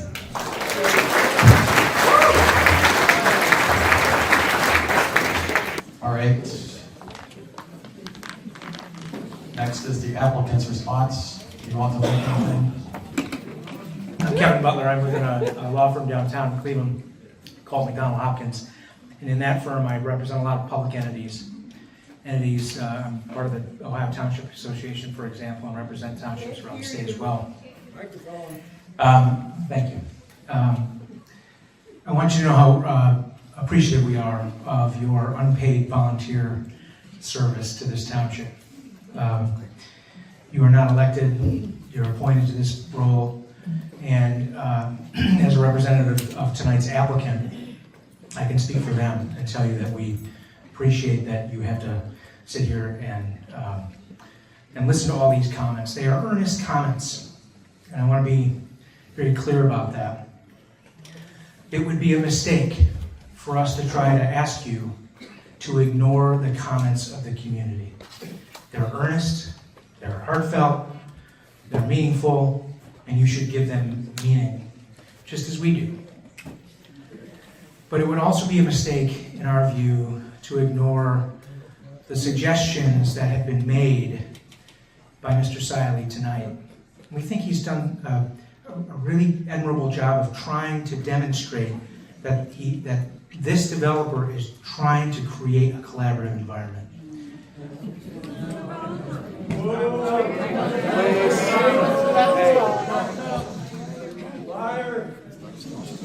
Let him speak. Some of those ideas that have been presented tonight are earnest overtures about how to keep this decision-making in the township's hands, how to protect the neighboring property owners in view of this proposed zoning change. Things like more expansive buffering than what the code requires, a willingness to curtail the industrial development around those homes on Overland Road, a willingness to explore any on-site modifications that may be necessary to bring some of the more intensive uses inward in the site so that there's a greater buffer zone around them so that they're farther away from the residents. Mr. Siley's suggestions on how to keep those important decisions within the hands of the township officials who represent all of these individuals and you are good ones. Joint economic development districts, water and sewer infrastructure opportunities that could benefit the township at large, conservation easements, land trusts, things that are used to preserve rural land, tax incentives that support schools and that support the township government, and keep decisions away from the cards that are stacked against townships in Ohio. It must be said that the deck is stacked against townships with respect to land use in Ohio. I know this as someone who's developed a practice in this area for decades. And I know that you have an appreciation for that as well. I'm certain the trustees would as well. These are ideas on how to preserve and protect a collaboration rather than steamroll the township into some sort of submission. That is not the intent. What makes the application in this particular case so reasonable is the fact that this site is so unique.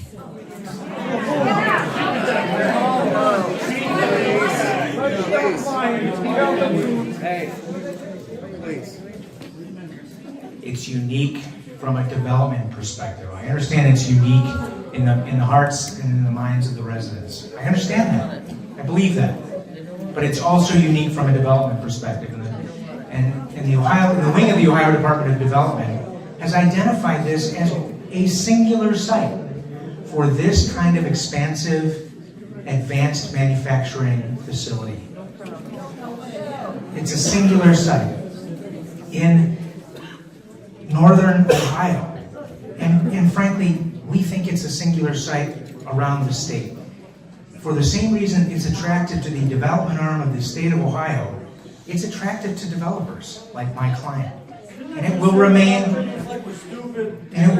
attractive going forward, regardless of whatever decision is made after tonight's proceedings. It will remain attractive. So in order to keep the decision-making within the hands of the township government, despite the fact that this site is so unique and so attractive, you have an opportunity to begin that process. The opportunity you've got is to make a recommendation to the trustees here. You can add whatever you want to that recommendation for the trustees' consideration. We ask that you do that earnestly and thoughtfully. We ask that you do it in the same spirit in which the comments you received tonight, both from the residents and from the applicant, have been offered. It's good faith. It's a good faith decision you're going to make, regardless of what decision you make. And we appreciate that. We think we know the right decision. Ultimately, you're going to make it. Thank you.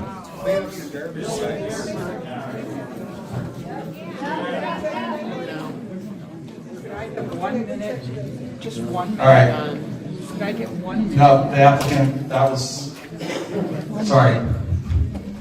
All right, can I get a motion to close the public comment period? Jim, before we close the public comment period, I do have a question for the applicant that I'd like to ask. At the end of his time, he mentioned that he'd be open to some questions. I just have a question about land use. That's during our commission discussion. But it's not a commission discussion. I have a question directed towards the applicant to understand their interpretation of the land use plan as it's given in this presentation. All right. Go ahead. I'd like to put the land use plan up on the board so that I could show, be able to answer my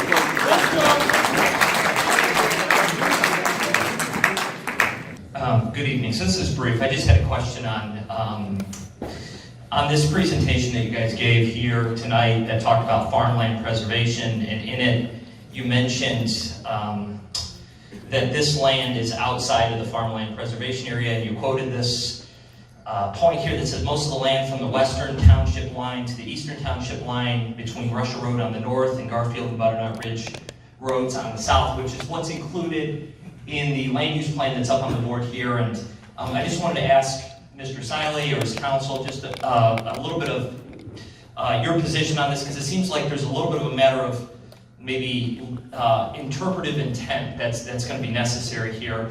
I'm just going to read this through and then I'll follow up with my question. So it says here that preserving farmland in New Russia Township is very important. The New Russia Township Land Use Planning Committee identified several farmland areas that should be preserved within the township. These areas, as indicated in map 4.1, are the primary underdeveloped areas between South Amherst and the airport to the north and Oberlin and the landfill to the south.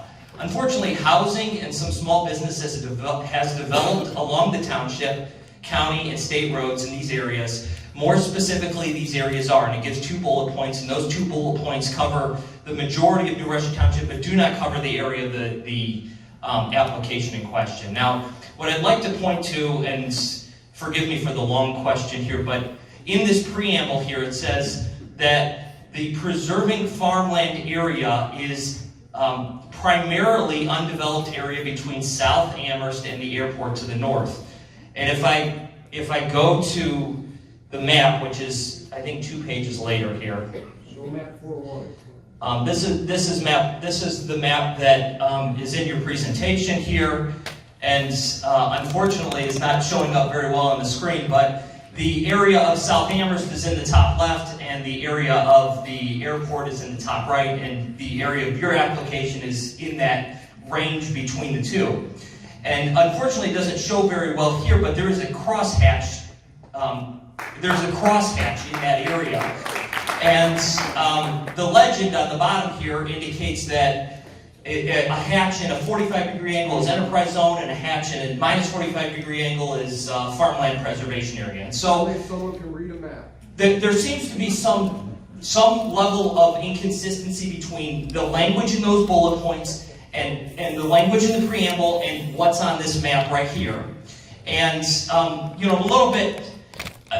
I wish that this was presented more clearly. A little bit insulting that it's only presented to have this bullet point to say, since it's this bullet point, it's not.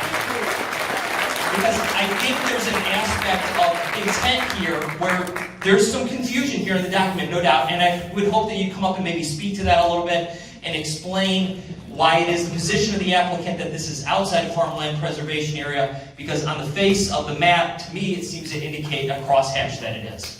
Thank you. Thank you, Commissioner. Thanks for the comments. We agree. There's discrepancy. There's no doubt about that. And it's the discrepancy between the language of the comprehensive plan, which we think controls here, and the map, which we don't think controls here. Now, we've been accused of ignoring the map. We have not ignored the map. But the language of that plan, we think, is controlling. And it does say that that farmland preservation area is intended to go as far north as Russia, and not farther north than that. We also wouldn't really understand how you could have farmland preservation within an enterprise zone to begin with. Now, there may be answers to that question that could emerge. And maybe it's a question for the trustees ultimately, maybe it's a question for a review of the next comprehensive plan. And we don't mean to take that decision out of your hands, but we're relying on the text of that comprehensive land use plan. When we say we think that this area falls outside that area. I do appreciate, though, the opportunity to explain that, because I should have done that earlier.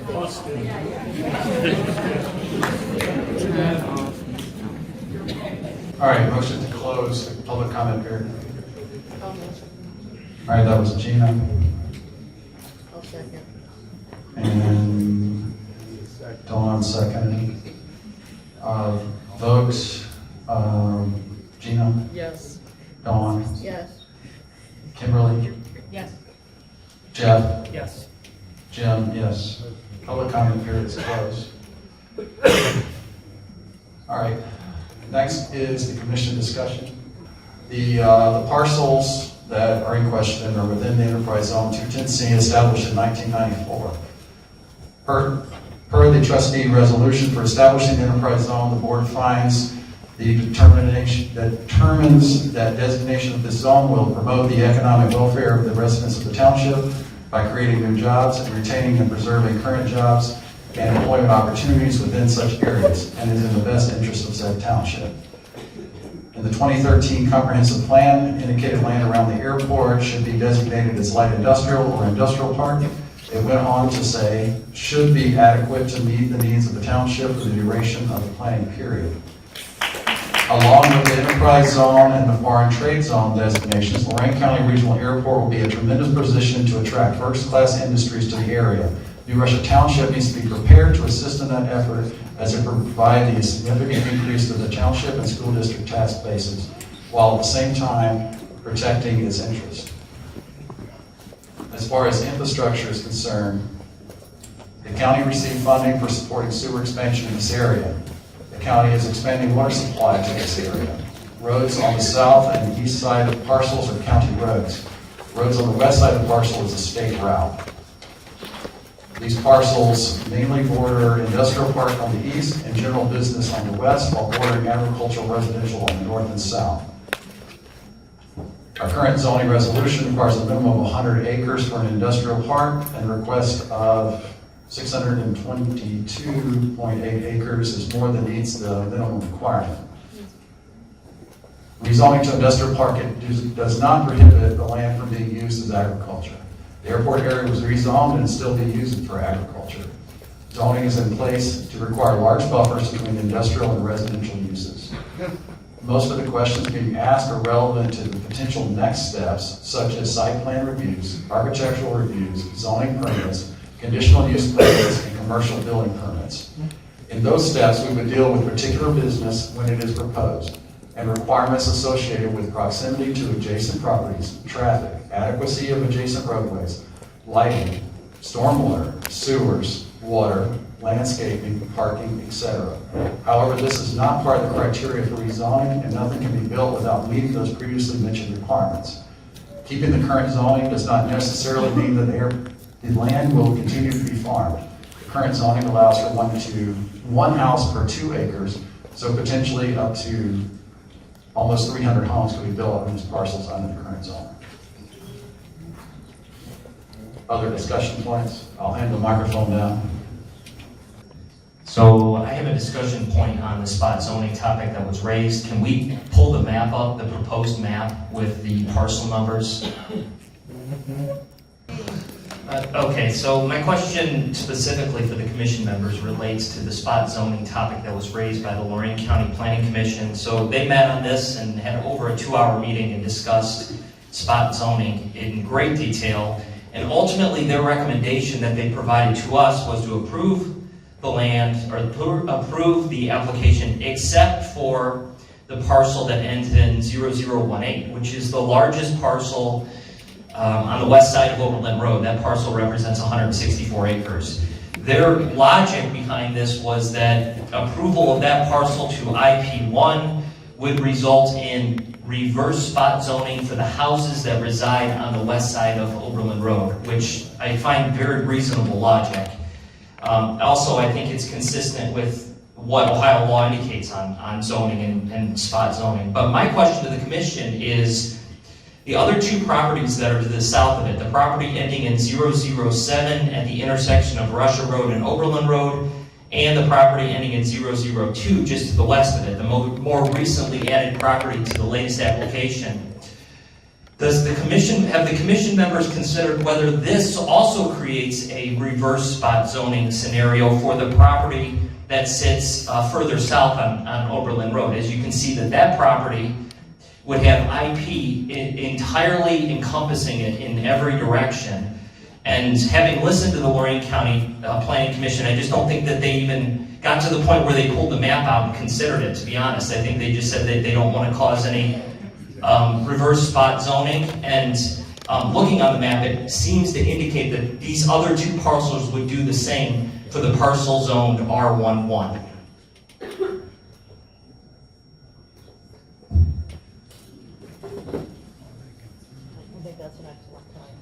I think that's an excellent and reasonable point.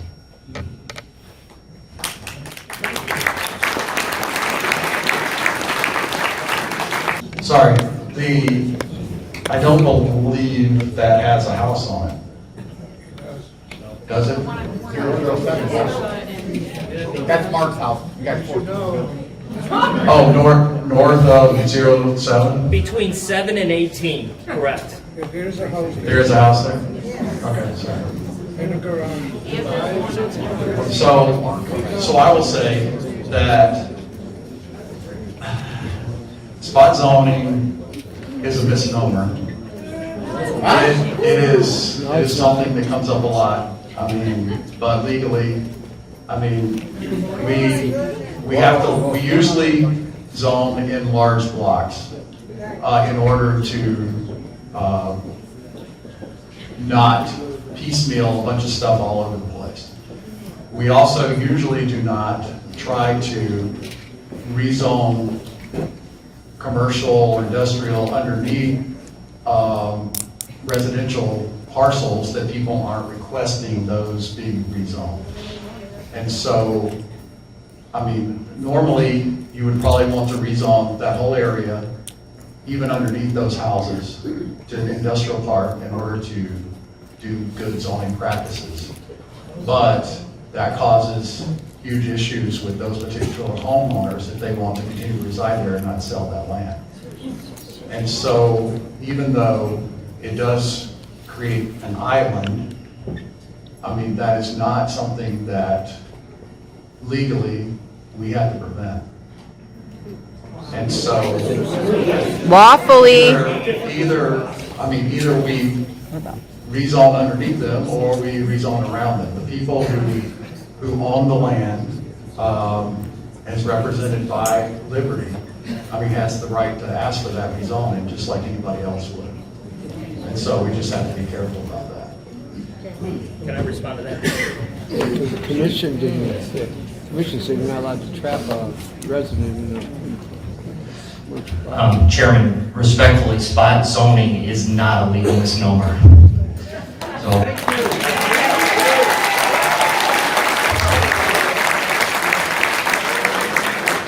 I can tell you, Chairman, the Supreme Court of Ohio addressed this in 1964 in the case of Willett versus Beechwood.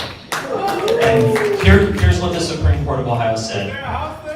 The Supreme Court of Ohio said that Ohio law recognizes spot zoning where properties are singled out, quote, for discriminatory or differential treatment from that accorded surrounding land, which is similar in character.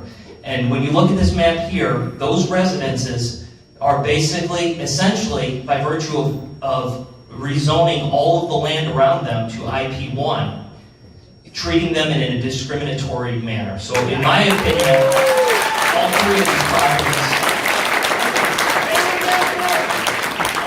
three of these properties ending in 18, ending in 2, and ending in 7, if approved for rezoning, would result in spot zoning for the residents that live in those islands.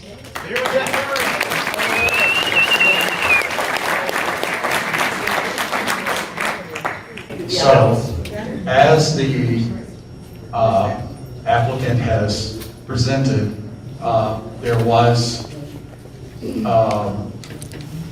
a proposal to cut the line for request behind those individuals so that that whole area along the road would then be left unzoned. The zoning would not change along that line. So, I mean, these are all things that we need to consider when we're making our motion as to whether or not we want to take the application as presented to rezone those parcels as contiguous, or we want to look at whether we want to draw a line differently as requested or something else. Something else. We could, please, this is committee discussion period time.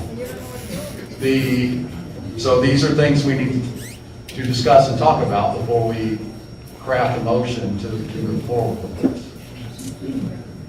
So I would like to hear from potentially other members of the committee as to what they might think about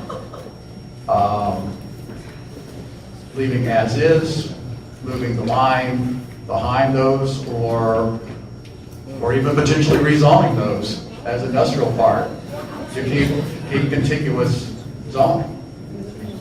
I mean, so. There are 2 options. 3 options. Just don't rezone. Please. Yeah.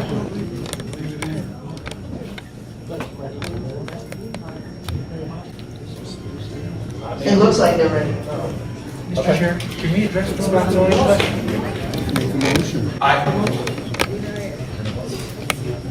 All right, so I think, all right, I'm going to craft the motion. And we can then discuss that. Motion to recommend, looking for a motion to recommend the approval of application ZC 2026-1 for a zoning map amendment of 9 parcels totaling 622.8 acres from GB1 and R11 to IP1. No. Please. Please what? Please. Is there, would somebody like to make a motion for that? All right, that Gina made the motion. Is there a second?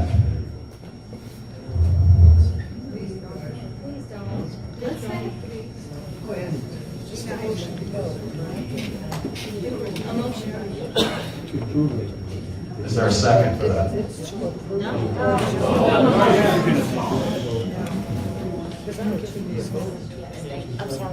Okay, let's back up. All right, I just want to make sure, Can please. you guys just be quiet, please? Please, we're trying to get through this process. So, I want us to all be comfortable with whatever we're talking about. I don't want to pressure anybody for anything. So, the original motion that I just made was to approve. Okay, I don't want to approve it. Oh, okay, let's back up. We will amend this. Yes, that's fine. All right. I'm gonna do that.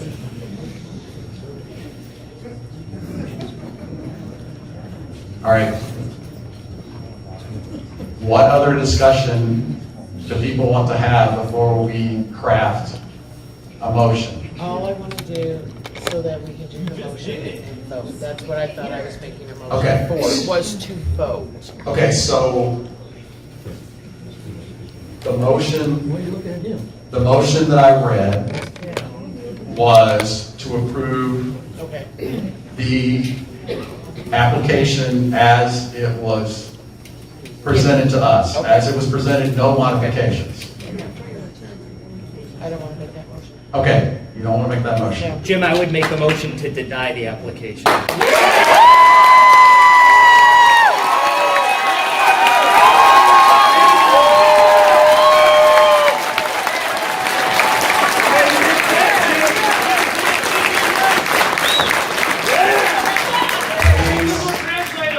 Please. Somebody second that. Wait.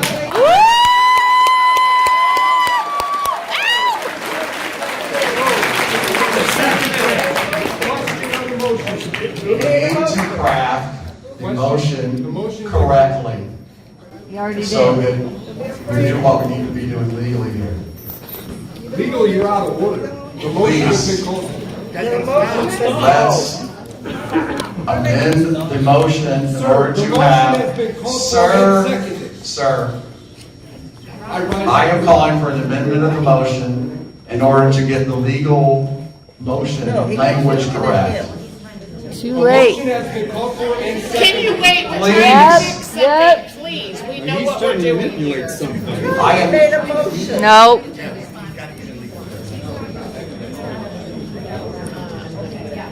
okay, let's proposed amended motion is to recommend the denial of application ZC 2026-1 for a zoning map amendment of 9 parcels totaling 622.8 acres from GB1 and R11 to IP1. Is there a motion for that? That's my motion, Jim, yes. I'll second. Okay, Jeff made the motion. And Dawn seconded it. All right, we will vote on that motion. Jeff? Before I vote, Jim, I just would like to explain the reasoning for my my vote or my decision in this case. May I have the microphone here?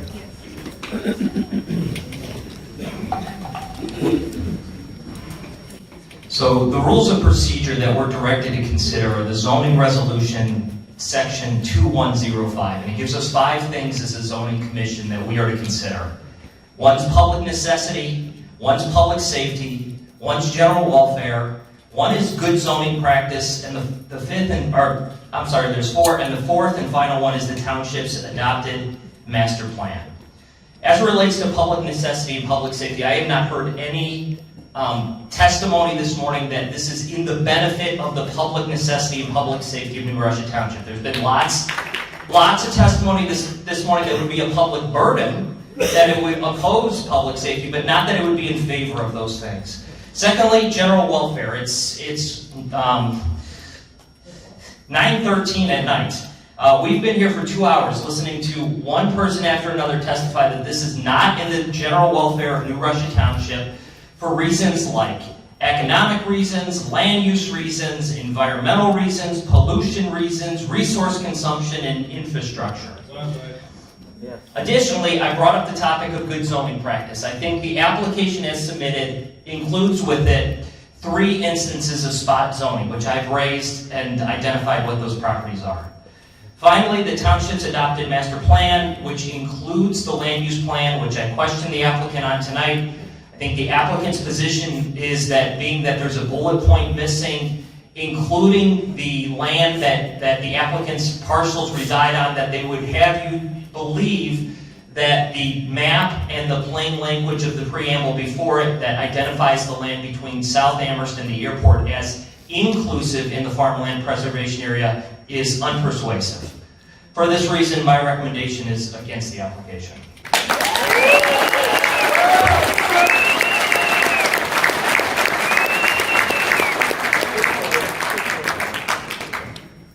I completely agree with what you said, 100%, and I am very concerned about the safety and the welfare.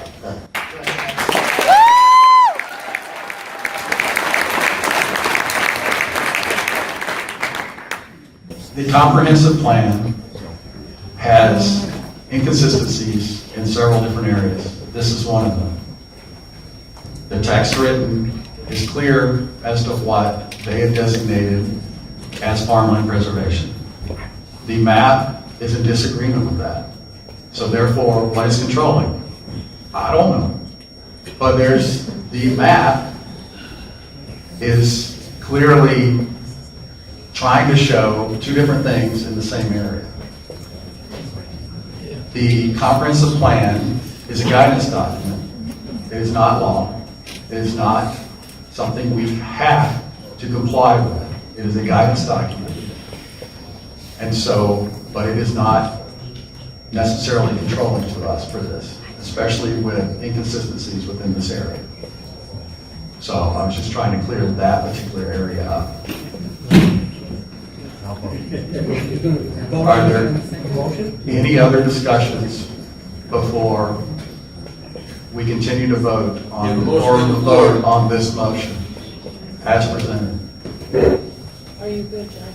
Good. Sorry. No, you're fine. Don't be sorry. All right. Try the vote again. Jeff. I vote to recommend against the application as presented. Okay. Let's try this again. The motion Yes, Jim, I vote in favor of my motion, yes. Okay. Yes, is what you said. Okay. They're doing it right now. Dawn is yes. Kimberly? Yes. Yes. Gina? Yes. Yes. Jim? No.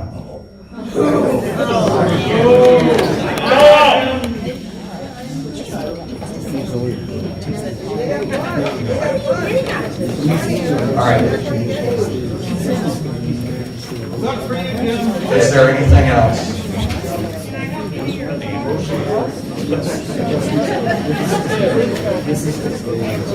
All right, motion is to recommend denial for the applicant.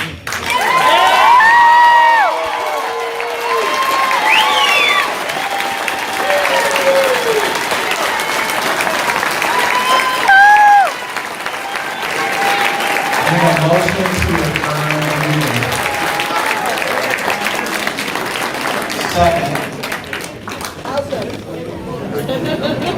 All right, vote. Gina. Dawn. I'm sorry. Kimberly. Yes. Jeff. It's a motion to close meeting. To adjourn, yes. Yay, we did it.